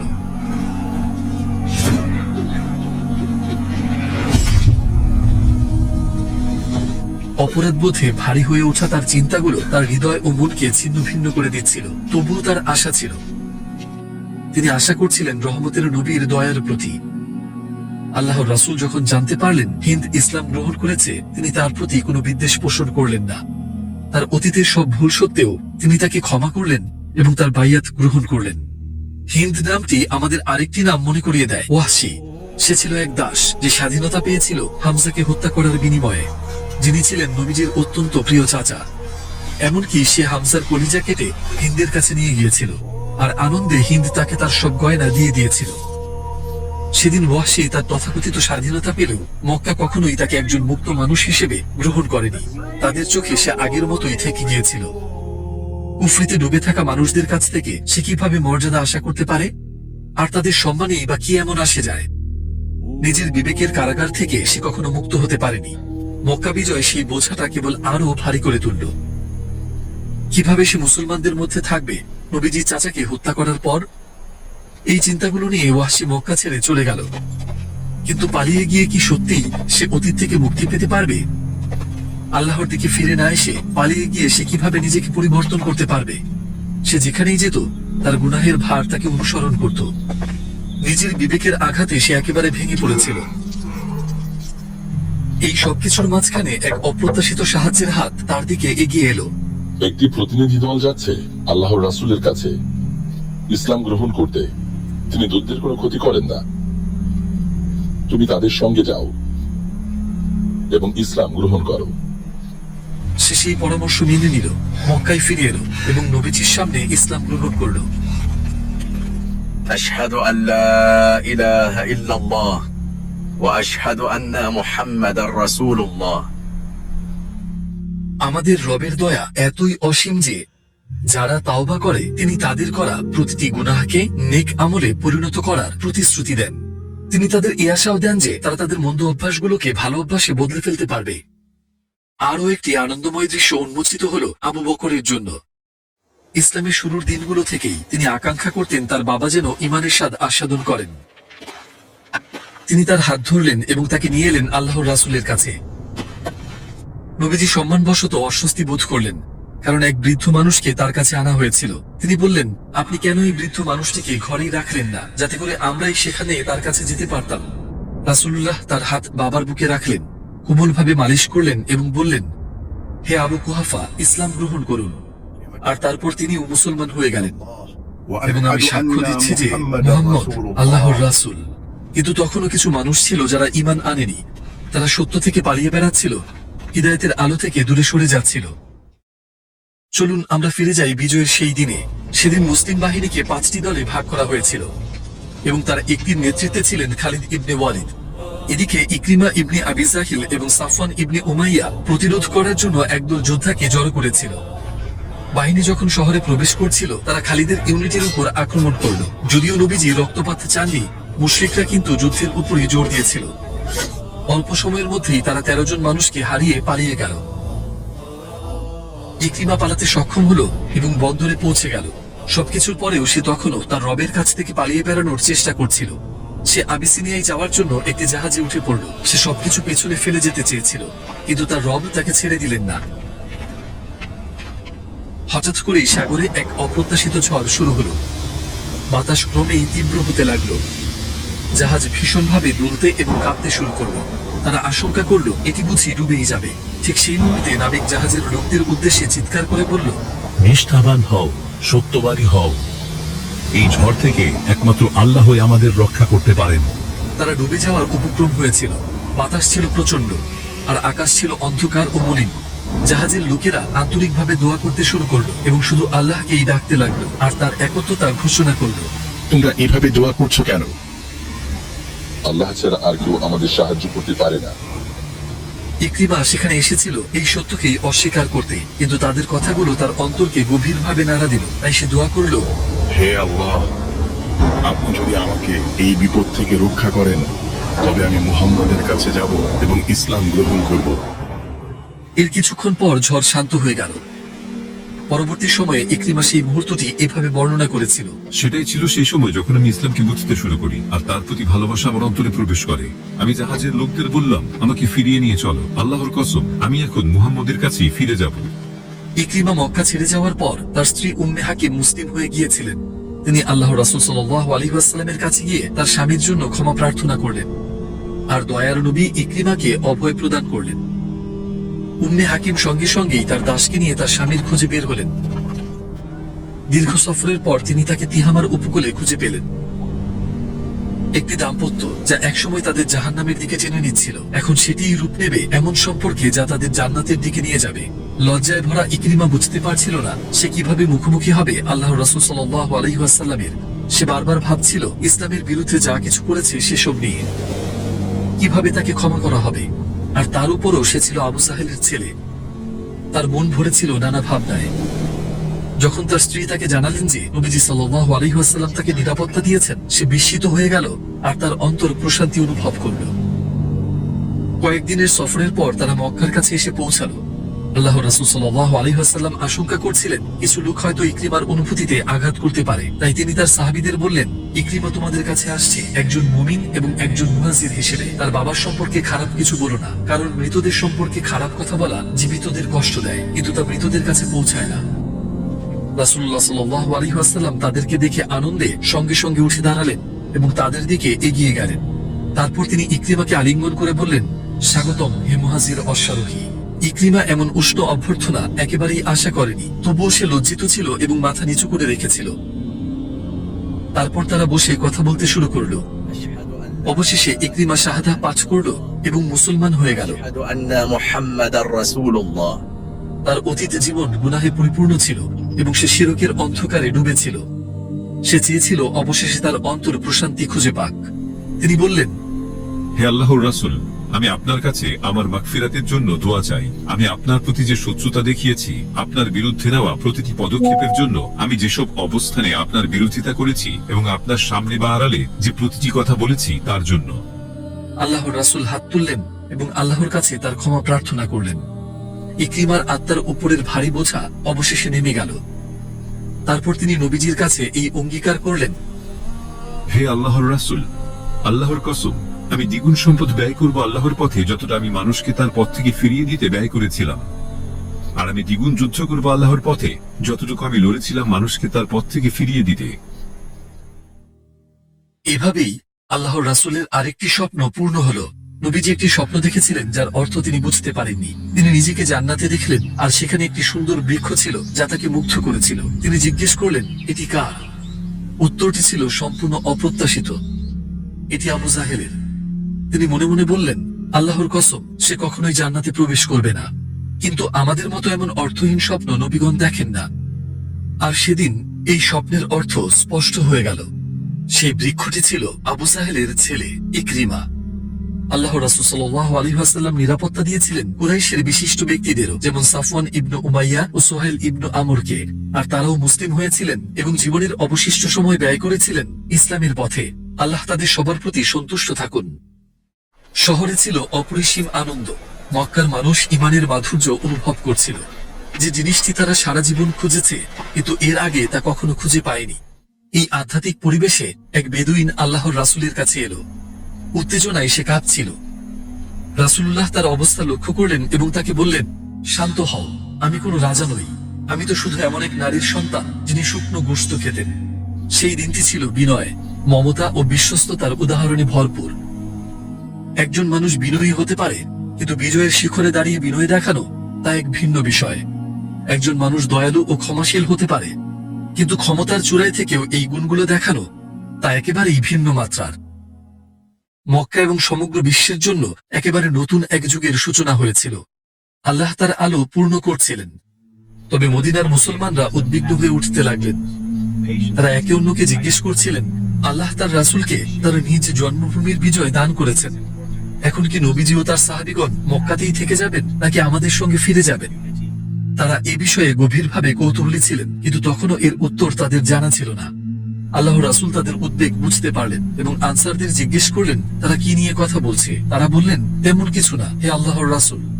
কিন্তু তিনি কয়েকবার একই প্রশ্ন পুনরাবৃত্তি করার পর খেয়াল করলেন যে তারা স্পষ্ট উত্তর এড়িয়ে যাচ্ছে। তখন তিনি বুঝলেন তাদের মনে কি চলছে। তখন তিনি তাদের বললেন, আমি তোমাদের সঙ্গেই বাঁচবো এবং তোমাদের সঙ্গেই মারা যাব। আবারও এই কথাগুলো তাদের সঙ্গে তার গভীর বন্ধন প্রকাশ করলো।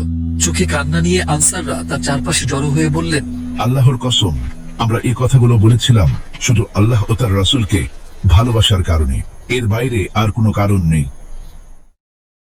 মক্কা বিজয়ে সবকিছু একেবারে সম্পূর্ণ বদলে দিয়েছিল। কষ্টের দিনগুলো শেষ হয়ে গিয়েছিল আর সংগ্রাম সহজতায় রূপ নিয়েছিল। এটি ছিল এই ইঙ্গিত যে একটি যুগের সমাপ্তি ঘনিয়ে এসেছে। সবকিছু ঠিক যেমনটি হওয়ার কথা ছিল তেমনই স্থির হয়ে গিয়েছিল। কিন্তু নবীজি সাল্লাল্লাহু আলাইহি ওয়াসাল্লামের চোখে গভীর প্রশান্তির পাশাপাশি ছিল এক নীরব প্রতীক্ষা। এখন তার সবচেয়ে বড় আকাঙ্ক্ষা ছিল অবশেষে তার সর্বাধিক প্রিয় রবের সঙ্গে সাক্ষাৎ করা। এই পৃথিবীতে যেখানে তিনি বছরের পর বছর আল্লাহর বার্তা ছড়িয়ে দিতে নিজ হৃদয় ও প্রাণ উৎসর্গ করেছিলেন, সেখানে তিনি অচিরেই তার উম্মাহের সঙ্গে শেষবারের মতো কথা বলবেন। আর এবার শুধু অল্প কয়েকজন নয়, বরং 1 লক্ষেরও বেশি মুমিন সেই মুহূর্তের সাক্ষী থাকবেন। তাহলে বিজয়ের পর পৃথিবীতে কি পরিবর্তন এলো? আরব উপদ্বীপে কেমন রাজনৈতিক ব্যবস্থা প্রতিষ্ঠিত হলো?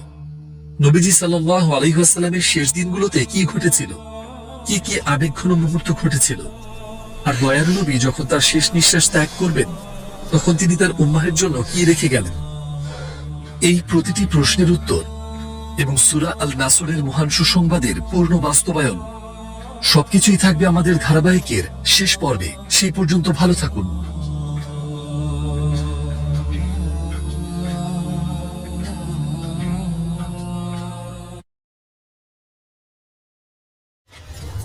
প্রত্যেক নবীকেই একটি স্পেশাল দোয়া প্রদান করা হয়েছিল, আর তা যে কোনো সময় অবশ্যই কবুল হতো। আর প্রত্যেক নবী তা তার জীবদ্দশায় ব্যবহার করেছেন। উদাহরণস্বরূপ সুলাইমান আলাইহিস সালাম এই দোয়াটি করেছিলেন, হে আমার প্রতিপালক, আমাকে ক্ষমা করুন এবং আমাকে এমন এক রাজত্ব দান করুন যা আমার পরে আর কাউকে দেওয়া হবে না। নিশ্চয়ই আপনি উত্তম দানশীল। আর আল্লাহ তাকে দান করেছিলেন অতুলনীয় এক রাজত্ব। অন্যদিকে জাকারিয়া আলাইহিস সালাম তার উত্তরসূরি হওয়ার পর স্বজনদের নিয়ে উদ্বিগ্ন ছিলেন। তিনি ছিলেন অত্যন্ত বৃদ্ধ আর তার স্ত্রী সন্তান জন্মদানে অক্ষম ছিলেন। তাই তিনি আল্লাহর কাছে তার দোয়া নিবেদন করলেন একটি সন্তান চেয়ে। আর আল্লাহ তাকে ইয়াহিয়া আলাইহিস সালাম দ্বারা ধন্য করলেন। কিন্তু আল্লাহর রাসূল সাল্লাল্লাহু আলাইহি ওয়াসাল্লাম সকল জগতের জন্য রহমত রূপে প্রেরিত হয়েছিলেন। তাই তিনি তার দোয়া দুনিয়ায় ব্যবহার করেননি, কারণ তার অন্তরে নিজের প্রয়োজন ও কষ্টের আগেই ছিল তার উম্মাহ, ছিলাম আমরা। তাই তিনি সেই দোয়াটি সঞ্চিত রাখলেন। তিনি তা নিজের জন্য ব্যবহার করেননি বা তার পরিবারের জন্যও না, বা তিনি যে কষ্ট যন্ত্রণা সহ্য করেছিলেন তা লাঘবের জন্যও নয়। তিনি বলেছিলেন, আমি আমার সেই দোয়াটি কিয়ামতের দিনে আমার উম্মতের জন্য শাফাত করার উদ্দেশ্যে সংরক্ষণ করে রাখতে চাই। তিনি সেই দোয়াটি সঞ্চিত রেখেছিলেন যাতে তিনি আল্লাহর কাছে প্রার্থনা করতে পারেন আমাদের পক্ষ থেকে পরকালে আমাদের ক্ষমা করার জন্য, যাতে তিনি তার প্রতিপালকের কাছে মিনতি করে বলতে পারেন, আমার উম্মাহ, আমার উম্মাহ, এবং কিয়ামতের দিনে আমাদের রক্ষা করতে পারেন। তিনি সেই দোয়াটি এ জীবনে ব্যবহার করেননি। নিজের স্বস্তি চাওয়ার বদলে তিনি আমাদের চিরন্তন জীবন রক্ষা করতে চেয়েছিলেন। এমনই ছিল তার উম্মতের প্রতি তার বহন করা দয়া ও ভালোবাসা। আর এখন তিনি অনুভব করতে পারছিলেন যে তিনি তার জীবনের শেষ দিনগুলো অতিবাহিত করছেন। অচিরেই তিনি তার সাহাবীগণকে, তার উম্মাহকে এবং সমগ্র মানব জাতিকে এক ঐতিহাসিক ভাষণ দেবেন, যা আমরা বিদায় হজের ভাষণ নামে জানি। এবার চলুন আমরা ফিরে যাই সেই ঐতিহাসিক মুহূর্তে ওনার ভাষণ শুনতে।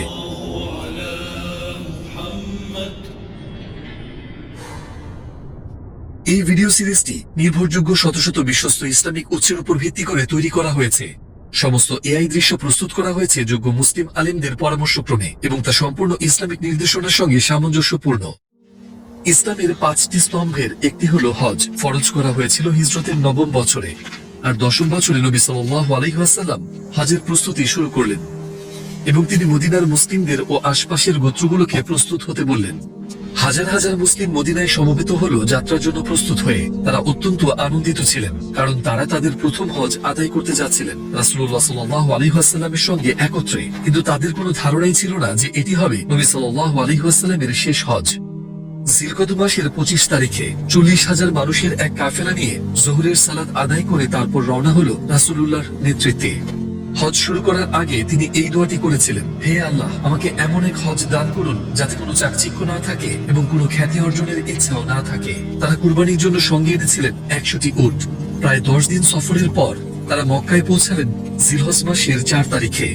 ইয়েমেন ও অন্যান্য অঞ্চল থেকে হজের জন্য আগত মুসলিমরা তাদের সঙ্গে যোগ দিলে তাদের সংখ্যা 1 লক্ষ ছাড়িয়ে গেল। হৃদয় জুড়ানো কি যে এক অপূর্ব দৃশ্যই না ছিল এটি। 10 বছর আগে আল্লাহ রাসূল সাল্লাল্লাহু আলাইহি ওয়াসাল্লাম মক্কা ছেড়ে যেতে বাধ্য হয়েছিলেন পাশে কেবল আবু বকরকে নিয়ে, আর এখন তিনি মক্কায় ফিরছেন অসংখ্য মুসলিমকে সঙ্গে নিয়ে।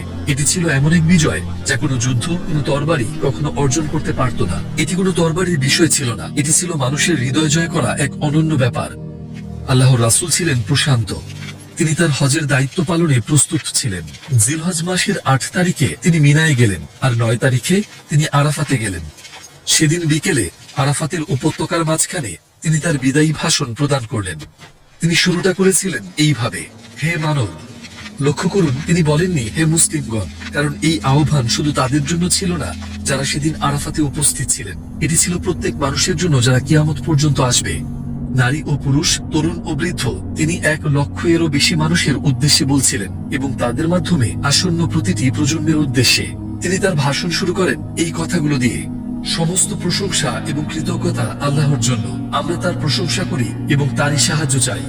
আল্লাহ যাকে হিদায়াত দেন কেউ তাকে পথভ্রষ্ট করতে পারে না, আর যাকে তিনি পথভ্রষ্ট হতে ছেড়ে দেন কেউ তাকে হিদায়াত দিতে পারে না। আমি সাক্ষ্য দিচ্ছি যে আল্লাহ ছাড়া কোনো উপাস্য নেই, তিনি একক, তার কোনো শরীক নেই, কোনো সমকক্ষ নেই এবং তার তুলনীয় কেউ নেই। আর আমি সাক্ষ্য দিচ্ছি যে মুহাম্মদ তার বান্দা ও তার রাসূল। হে মানব জাতি, আমার কথা মনোযোগ দিয়ে শোনো। আমি জানি না, হয়তো এ বছরের পরে আমি আর এখানে তোমাদের মাঝে থাকবো না। হে মানুষ, যেমন তোমাদের এ দিন, তোমাদের এ মাস এবং তোমাদের এ নগরী মক্কা পবিত্র, তেমনি পবিত্র তোমাদের জীবন, তোমাদের সম্পদ এবং তোমাদের সম্মানও। এসব কিছু যেন সব ধরনের ক্ষতি থেকে সুরক্ষিত থাকে। হে আমার সাহাবীগণ, আগামীকাল তোমরা তোমাদের প্রতিপালকের সাক্ষাৎ পাবে, আর তোমরা অবশ্যই জিজ্ঞাসিত হবে আজ তোমরা যা কিছু করেছো সেসব সম্পর্কে। আমার পরে আবার একে অন্যের গর্দানের উপর আঘাত করে এমন কুফরিতে ফিরে যেও না। যারা এখানে উপস্থিত আছে তারা যেন আমি যা বলেছি তা তাদের কাছে পৌঁছে দেয় যারা আজ উপস্থিত নেই। এমনও হতে পারে যে যারা তা পাবে তারা আজ এখানে যারা শুনেছে তাদের চেয়েও তা ভালোভাবে বুঝবে। তিনি প্রথমে রিবাহ সম্পর্কে কথা বললেন। তিনি বললেন, হে আমার সাহাবীগণ, যার কাছে কারো কোনো আমানত থাকে সে যেন তা অবিলম্বে তার মালিককে ফিরিয়ে দেয়। জেনে রেখো, সব ধরনের রিবা বাতিল করে দেওয়া হয়েছে, এটি আল্লাহর নির্দেশ। আর আমি যে প্রথম রিবা বাতিল করছি তা হলো আমার চাচা আব্বাস ইবনে আব্দুল মুত্তালিবের সুদ। তবে মূল যে অর্থ তোমরা দিয়েছিলে তা তোমাদেরই প্রাপ্য। তোমরা অন্যায় করো না এবং তোমাদের প্রতিও যেন অন্যায় করা না হয়। এরপর তিনি নারীদের অধিকার সম্পর্কে কথা বললেন। হে মানুষ, আমি তোমাদের উপদেশ দিচ্ছি নারীদের অধিকার সম্মান করতে এবং তাদের ব্যাপারে আল্লাহকে ভয় করতে, কারণ তোমরা তাদের গ্রহণ করেছো আল্লাহর আমানত হিসেবে এবং তোমরা বৈধ করেছো তাদের সান্নিধ্য আল্লাহর নামে অঙ্গীকার করার মাধ্যমে। তাদের উপর তোমাদের অধিকার আছে, যেমন তোমাদের উপর নারীদেরও অধিকার আছে। তিনি এমন বাণী উচ্চারণ করলেন যা বর্ণবাদ সম্পূর্ণরূপে মুছে দেয়। হে মানুষ, তোমাদের প্রতিপালক এক, তোমাদের পিতাও এক। তোমরা সবাই আদমের সন্তান, আর আদমকে সৃষ্টি করা হয়েছে মাটি থেকে। কোনো আরবের উপর কোনো অনারবের কোনো শ্রেষ্ঠত্ব নেই, তেমনি কোনো অনারবেরও কোনো আরবের উপর কোনো শ্রেষ্ঠত্ব নেই। কোন শ্বেতাঙ্গ মানুষের কোন কৃষ্ণাঙ্গ মানুষের উপর শ্রেষ্ঠত্ব নেই, তেমনি কোন কৃষ্ণাঙ্গ মানুষেরও কোন শ্বেতাঙ্গ মানুষের উপর শ্রেষ্ঠত্ব নেই। শ্রেষ্ঠত্ব আসে কেবল তাকওয়া থেকে, অর্থাৎ আল্লাহ সচেতনতা থেকে। তোমাদের মধ্যে আল্লাহর নিকট সর্বাধিক সম্মানিত সেই যার তাকওয়া সবচেয়ে বেশি।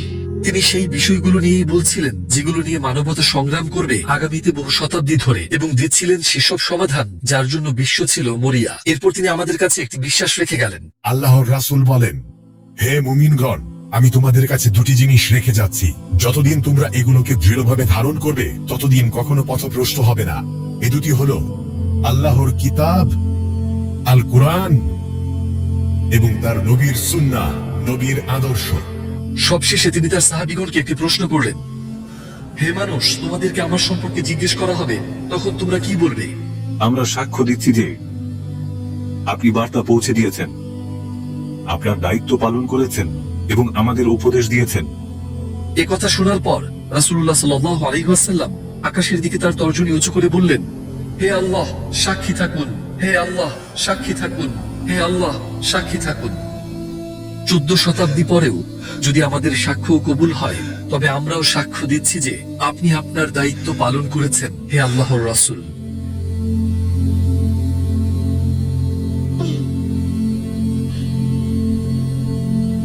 সেটি ছিল প্রায় শেষ বিকেল, সন্ধ্যা ঘনিয়ে আসছিল।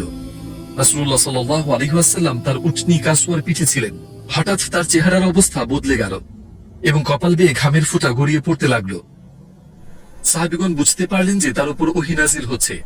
কিছুক্ষণ পরে যখন সেই অবস্থা কেটে গেল, নবী সাল্লাল্লাহু আলাইহি ওয়াসাল্লাম তিলাওয়াত করলেন সদ্য নাজিল হওয়া আয়াতটি, আজ আমি তোমাদের জন্য তোমাদের দ্বীনকে পূর্ণাঙ্গ করে দিলাম এবং তোমাদের উপর আমার নিয়ামত সম্পূর্ণ করলাম এবং ইসলামকেই তোমাদের জন্য দ্বীন হিসেবে মনোনীত করলাম। হঠাৎ গভীর কান্নার শব্দ শোনা গেল। তিনি ছিলেন আবু বকর। তার দু চোখ বেয়ে অশ্রু অনবরত গড়িয়ে পড়ছিল। কিন্তু যখন অন্য সবাই এই আয়াত শুনে আনন্দে ভরে উঠেছিল, তখন কি এমন ছিল যা তাকে কাঁদিয়েছিল? তিনি বুঝে গিয়েছিলেন যে এই আয়াতটি আসলে এক বিদায় বার্তা। কারণ আল্লাহ যখন বললেন আমি তোমাদের দ্বীনকে পূর্ণাঙ্গ করে দিলাম, তখন এর অর্থ ছিল নবীর দায়িত্ব এখন সম্পূর্ণ হয়ে গেছে এবং বিচ্ছেদের সময় ঘনিয়ে এসেছে। সেই মুহূর্তে একথা একমাত্র আবু বকরই বুঝেছিলেন।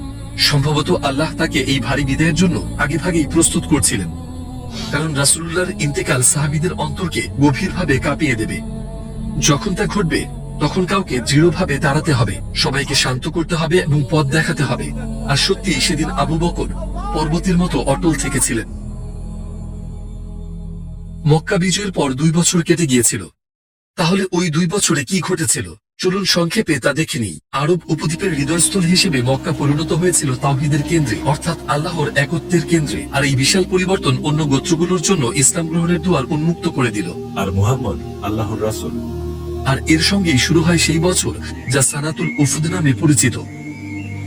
আরবের প্রতিটি প্রান্ত থেকে গোত্রগুলো এসে ইসলাম গ্রহণ করল।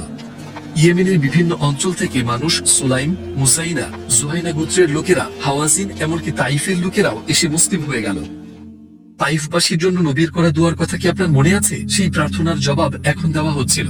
সে বছর 60টিরও বেশি প্রতিনিধি দল এসেছিল। মক্কা বিজয়ের কিছুদিন পরই ওমানের শাসক এবং তার জনগণও ইসলাম গ্রহণ করেছিল।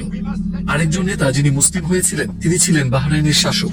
তার সঙ্গে সঙ্গে জরথুস্ট্রীয়দের ধর্মীয় নেতাও ইসলাম গ্রহণ করেন। যদিও বাহরাইনের কিছু জরথুস্ট্রীয় মানুষ মুসলিম হয়েছিলেন, অন্যরা নিজেদের ধর্মেই অবিচল থাকার সিদ্ধান্ত নেয়। সূরা আন-নাসরে পূর্ববাণীকৃত দিনগুলো অবশেষে এসে গিয়েছিল। আয়াতে যেমন বর্ণনা করা হয়েছে, মানুষ দলে দলে একের পর এক আল্লাহর দিনে প্রবেশ করছিল। আর এই নব মুসলিমদের অঞ্চলগুলোতে সাহাবীদের পাঠানো হয়েছিল প্রশাসক বা দূত হিসেবে। এই সাহাবীরা যেমন বিচারকের দায়িত্ব পালন করতেন, তেমনি মানুষকে তাদের দ্বীনও শিক্ষা দিতেন। আর তোমরা বিভক্ত হয়ে যেও না। যাকাতের বিষয়গুলো তদারকের দায়িত্ব তাদের উপরে ছিল।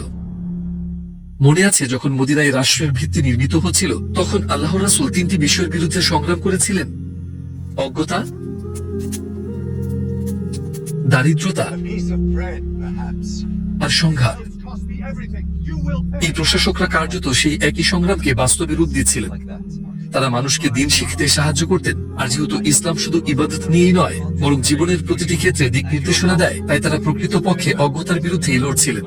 বিচারক হিসেবে তাদের ভূমিকার মাধ্যমে ন্যায়সঙ্গত রায় প্রদান করে এবং ইসলামের নৈতিক আদর্শ ছড়িয়ে দিয়ে তারা সংঘাত ও বিভেদের বিরুদ্ধে লড়ছিলেন। আর যাকাতের বিষয়সমূহ পরিচালনার মাধ্যমে তারা সরাসরি দারিদ্র্যের বিরুদ্ধে লড়াই করছিলেন। প্রতি বছর গোত্রগুলোকে যাকাত সম্পর্কে শিক্ষা দেওয়া হতো, যা ইসলামের 5টি স্তম্ভের একটি। এরপর তা সংগ্রহ করা হতো তাদের কাছ থেকে, যাদের সম্পদ ন্যূনতম নির্ধারিত পরিমাণের বেশি ছিল, যা মূলত নিসাব পরিমাণ হিসেবে উল্লেখ্য। এরপর কর্মকর্তারা বন্টন করতেন এই যাকাতের অর্থ সেই একই এলাকার অভাবী মানুষের মাঝে। এই ব্যবস্থার প্রভাব এতটাই শক্তিশালী ছিল যে মাত্র কয়েক বছরের মধ্যেই যারা একসময় যাকাত গ্রহণ করত, তারা এমন অবস্থায় পৌঁছে যেত যে নিজেরাই যাকাত দিতে পারত। প্রকৃতপক্ষে মাত্র কয়েক বছর পরেই মুআজ ইবনে জাবাল যাকাত সংগ্রহ করেছিলেন।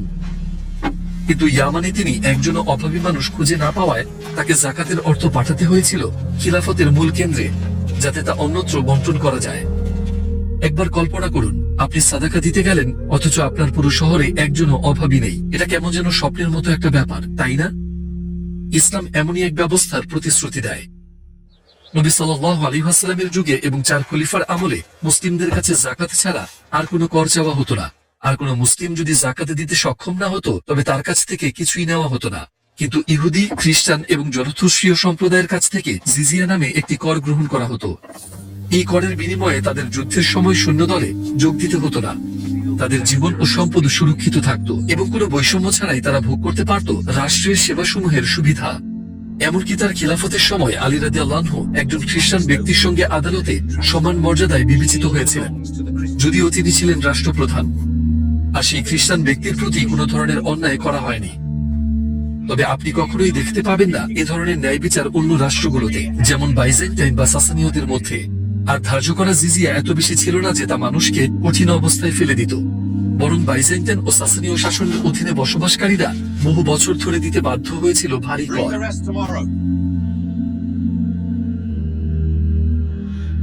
এটাই আমার শস্য দানার শেষ তলানিটুকু।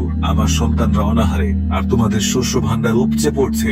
আল্লাহ অবশ্যই আমাদের জন্য একজন ত্রাণকর্তা পাঠাবেন। কিন্তু যখন তাদের ভূমি ইসলামিক শাসনের অধীনে এলো, তখন তারা অনেক কম কর দিয়েই স্বস্তি খুঁজে পেল। আর এর পাশাপাশি নারী, বৃদ্ধ, গুরুতর অসুস্থ মানুষ এবং ধর্মীয় নেতাদের উপর কোনো করই ধার্য করা হতো না। বিজিত ভূমি ছাড়াও কিছু রাজ্য মুসলিমদের কর্তৃত্ব মেনে নেয় এবং বার্ষিক জিজিয়া প্রদানে সম্মত ছিল।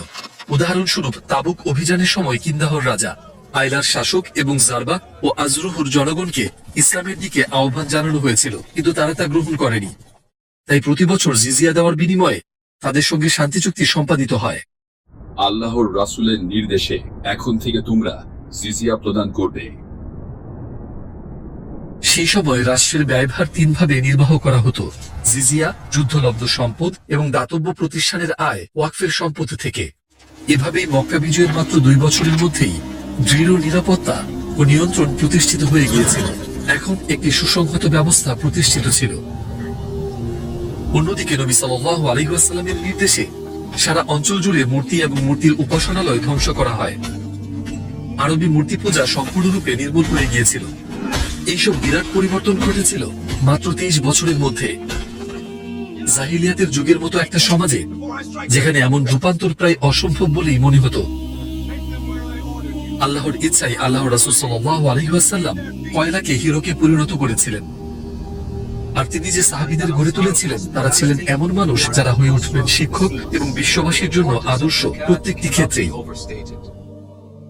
রাসূলুল্লাহ সাল্লাল্লাহু আলাইহি ওয়াসাল্লাম বিদায় হজ আদায় করছিলেন। তিনি সম্পন্ন করেছিলেন সব আচার অনুষ্ঠান একে একে। কিন্তু যখন কুরবানির সময় এলো, তিনি ঠিক 63টি উট কুরবানি করলেন, তার জীবনের প্রতিটি বছরের জন্য একটি করে। আর তিনি এটি করেছিলেন নিজের হাতেই। তার বয়সের একজন মানুষের জন্য একদিনে 63টি উট জবাই করা মোটেই সহজ কাজ ছিল না। এটি প্রমাণ করেছিল যে তিনি তখনও শক্তিশালী ও সুস্থ ছিলেন। বয়স বাড়া সত্ত্বেও তার মধ্যে দুর্বলতার কোনো লক্ষণ ছিল না। এরপর তিনি মাথা মুন্ডন করালেন। অতঃপর হজ সম্পূর্ণ হল। তিনি তার সাহাবীদের নিয়ে মদিনার পথে রওনা হলেন। এটি ছিল হিজরতের 11 বছর। নবী সাল্লাল্লাহু আলাইহি ওয়াসাল্লাম জ্বরে আক্রান্ত হলেন। এটি ছিল এমন এক অসুস্থতা যা দিন দিন আরো তীব্রতর হচ্ছিল। প্রতি বছর রমজানে ফেরেশতা জিবরিল আলাইহিস সালাম আসতেন এবং আল্লাহর রাসূলের সঙ্গে তিনি কোরআনের সব আয়াত তিলাওয়াত করতেন, যেগুলো সে সময় পর্যন্ত নাজিল হয়েছিল। কিন্তু সে বছর তারা পূর্ণ তিলাওয়াত 2 বার সম্পূর্ণ করেছিলেন। এটি ছিল স্পষ্ট একটি ইঙ্গিত যে এবছরটি ভিন্ন ছিল। এই সময় তিনি প্রায় কবরস্থান পরিদর্শনে যেতেন। আল্লাহর রাসূল জান্নাতুল বাকি কবরস্থানে গিয়ে বললেন, আপনাদের উপর শান্তি বর্ষিত হোক এ মুমিনদের আবাসস্থল। আপনাদেরকে যে প্রতিশ্রুতি দেওয়া হয়েছিল তা আপনাদের কাছে এসে গেছে। ইনশাআল্লাহ খুব শিগগিরই আমরাও আপনাদের সঙ্গে যোগ দেব। হে আল্লাহ, বাকি আল গারকাদে সমাহিত মানুষদের ক্ষমা করুন। কিছুক্ষণ পর তিনি বললেন, আহা, যদি আমি আমার ভাইদের দেখতে পেতাম। হে আল্লাহর রাসূল, আমরা কি আপনার ভাই নই? তিনি উত্তর দিলেন, তোমরা তো আমার সাহাবী, আর আমার ভাই তারা যারা এখনো পৃথিবীতে আসেনি। আর আমি হাউসে কাউসারে তোমাদের আগেই পৌঁছাবো, যে হ্রদ পূর্ণ থাকবে আল কাউসারের পানিতে। হ্যাঁ, তিনি আমাদের কথাই বলছিলেন। তিনি আমাদের বলেছেন আমার ভাই, অর্থাৎ তারা যারা তার প্রতি ঈমান আনবে এবং তাকে না দেখেই তার পথ অনুসরণ করবে। হে আল্লাহর রাসূল, আমরা আপনাকে না দেখেই আপনার প্রতি ঈমান এনেছি। হে আল্লাহর প্রিয়, আমরা আপনাকে না দেখেই আপনাকে ভালোবেসেছি। আপনার ভাই বলে পরিচিত হওয়ার যোগ্য হয়তো আমরা নই, কিন্তু আমরা আপনাকে গভীরভাবে ভালোবেসেছি। এখন তিনি অতিবাহিত করছেন নিজ জীবনের শেষ 13 দিন। এগুলো ছিল তার বরকতময় জীবনের শেষ দিনগুলো। তার অসুস্থতা আরো বেড়ে গিয়েছিল, আর তার দেহ খুব দুর্বল হয়ে পড়েছিল। তিনি প্রচন্ড কষ্টে ছিলেন। সবাই বুঝতে পারছিল পরিস্থিতি কতটা গুরুতর। সাহাবীগণ গভীরভাবে মর্মাহত ছিলেন। তিনি তো এসেছিলেন তাদের আত্মিক ইতিমত্য থেকে রক্ষা করতে, আর এখন তাদের কি তাকে ছাড়াই বাঁচতে হবে, আবারও এতিমের মতো? তিনি চলে গেলে তারা তাদের দুঃখ কষ্ট নিয়ে কার কাছে যাবেন? কার বাণী তাদের মন ও আত্মাকে সন্তুষ্ট করতে পারবে? কিন্তু এই দুনিয়া ক্ষণস্থায়ী, আর প্রতিটি মানুষ এখানে কেবল একজন মেহমান। আজ না হয় কাল মৃত্যুর ফেরেশতা সবার দুয়ারেই কড়া নাড়বে। প্রত্যেক প্রাণীকে মৃত্যুর স্বাদ আস্বাদন করতে হবে। এমনকি তার শেষ দিনগুলোতেও তিনি তখনও নিজের উম্মাহের কথাই ভাবছিলেন। তার দোয়ায়, তার অশ্রুতে তার উম্মতি সর্বদা উপস্থিত ছিল। তিনি তাদের জন্যই কাঁদছিলেন। আর এমনই এক মুহূর্তে জিবরাইল আলাইহিস সালাম এলেন এবং জিজ্ঞেস করলেন তিনি কেন কাঁদছেন। তিনি উত্তরে বললেন, আমার উম্মাহ, হে জিবরিল, আমার উম্মাহ, আমি তাদের নিয়ে উদ্বিগ্ন। জিবরিল আলাইহিস সালাম ফিরে গেলেন, আর এবার তিনি সুসংবাদ নিয়ে আবার ফিরে এলেন। আপনার প্রতিপালক বলেন, মুহাম্মদের কাছে যাও এবং তাকে বলো, আমি অবশ্যই আপনাকে সন্তুষ্ট করব আপনার উম্মতের ব্যাপারে, এবং আমি আপনাকে দুঃখিত করব না। এই কঠিন দিনগুলোতে তিনি থাকতে চেয়েছিলেন সেখানে যেখানে তিনি সবচেয়ে স্বস্তি পেতেন, আমাদের মা আয়েশা রাদিয়াল্লাহু আনহার গৃহে। প্রতি রাতে পালাক্রমে তিনি তার স্ত্রীদের একজনের কাছে থাকতেন। সেই অবস্থাতেও তিনি ন্যায়পরায়ণতার ক্ষেত্রে কখনো শৈথিল্য দেখাননি। তিনি প্রথমে জিজ্ঞেস করেছিলেন সেদিন কার পালা, এবং তিনি গেলেন আমাদের মা মাইমুনার ঘরে। তবে তার স্ত্রীগণ তার ইচ্ছা বুঝতে পেরেছিলেন, তাই তারা সবাই একত্র হলেন এবং আল্লাহর রাসূলের জন্য সম্মতি দিলেন যাতে তিনি আয়েশার ঘরেই অবস্থান করেন। আর মাত্র 5 দিন বাকি ছিল। তিনি জানতেন এই দুনিয়ায় তার সময় শেষ হয়ে আসছে। আলী রাদিয়াল্লাহু আনহুর সহায়তায় তিনি মসজিদে গেলেন এবং সাহাবীদের সেখানে একত্র হতে সংবাদ পাঠালেন। আল্লাহর রাসূল তার সাহাবীদের দিকে ফিরে বললেন, আল্লাহ তার এক বান্দাকে এই দুনিয়া এবং তার নিকট যা আছে এর মধ্য থেকে যে কোনো একটি বেছে নিতে বলেছিলেন, আর সেই বান্দা বেছে নিয়েছে আল্লাহর নিকট যা আছে তাই। হঠাৎ একজন কাঁদতে শুরু করলেন। আবারও তিনি ছিলেন তার বিশ্বস্ত বন্ধু আবু বকর আস-সিদ্দিক। তিনি বললেন, হে আল্লাহর রাসূল, আমার মাতা পিতা আপনার জন্য উৎসর্গিত হন। রাসূলুল্লাহ সাল্লাল্লাহু আলাইহি ওয়াসাল্লাম আবু বকরের দিকে তাকিয়ে বললেন, সবার মাঝে মধ্যে সেই ব্যক্তি যিনি আমার প্রতি সর্বাধিক অনুগ্রহ দেখিয়েছেন, তার সঙ্গ ও তার সম্পদ উভয় দিক থেকে তিনি হলেন আবু বকর। আমি যদি এই দুনিয়ায় একজন খলিল গ্রহণ করতাম তবে আবু বকরকেই করতাম, কিন্তু আমি কোনো খলিল গ্রহণ করতে পারি না, কারণ আল্লাহ আমাকে তার খলিল হিসেবে বেছে নিয়েছেন। কিন্তু আমাদের মধ্যে যে বন্ধন রয়েছে তা হলো ইসলামের ভ্রাতৃত্ব ও ভালোবাসা। এরপর তিনি বললেন, মসজিদের সব দরজা বন্ধ করে দাও আবু বকরের দরজা ছাড়া। তারপর সেই নির্দেশ কার্যকর করা হলো। প্রকৃতপক্ষে মসজিদের সব দরজা বন্ধ করো আবু বকরের দরজা ছাড়া, একথা বলে তিনি আরো গভীর একটি ইঙ্গিত দিয়েছিলেন। মনে হচ্ছিল যেন তিনি বলছেন, তোমাদের কেউ কেউ হয়তো এই উম্মাহের দায়িত্ব নিতে চাইবে, কিন্তু সে ব্যাপারে আমি অন্য সব দরজা বন্ধ করে দিচ্ছি, আর আমি চাই আবু বকরকে সেই মর্যাদা দেওয়া হোক। নবী সাল্লাল্লাহু আলাইহি ওয়াসাল্লামের জ্বর ক্রমেই বেড়ে যাচ্ছিল, আর তার অসুস্থতা আরো তীব্রতর হচ্ছিল। সাহাবীগণ যখন তাকে দেখতে আসতেন এবং এই অবস্থায় তাকে দেখতেন, তারা গভীরভাবে মর্মাহত হতেন। রাসূলুল্লাহ সাল্লাল্লাহু আলাইহি ওয়াসাল্লাম একবার বলেছিলেন, সবচেয়ে কঠিন পরীক্ষাগুলো নবীদের উপরই আসে, তবু একজন নবী সে পরীক্ষার মুখোমুখি হয়ে যে আনন্দ পান তা তোমরা নিয়ামত প্রাপ্ত হলে যে আনন্দ অনুভব করো তার চেয়েও বেশি। এরপর তিনি যোগ করলেন, কোন মুসলিমের উপর কোনো কষ্ট আসে না, অসুস্থতা থেকে হোক বা অন্য কিছু থেকে, যা দ্বারা আল্লাহ তার গুনাহ মুছে দেন না, যেমনটা গাছ তার পাতা ছড়িয়ে ফেলে। রাসূলুল্লাহ সাল্লাল্লাহু আলাইহি ওয়াসাল্লাম আর মসজিদে যাওয়ার শক্তি পাচ্ছিলেন না। ততদিন পর্যন্ত তার চাচা আব্বাস, আলী এবং তার ভ্রাতুষ্পুত্র ফাদলের সহায়তায় তিনি এখনো সেখানে যেতে পারতেন এবং নামাজে ইমামতি করতেন। কিন্তু এখন তিনি দীর্ঘ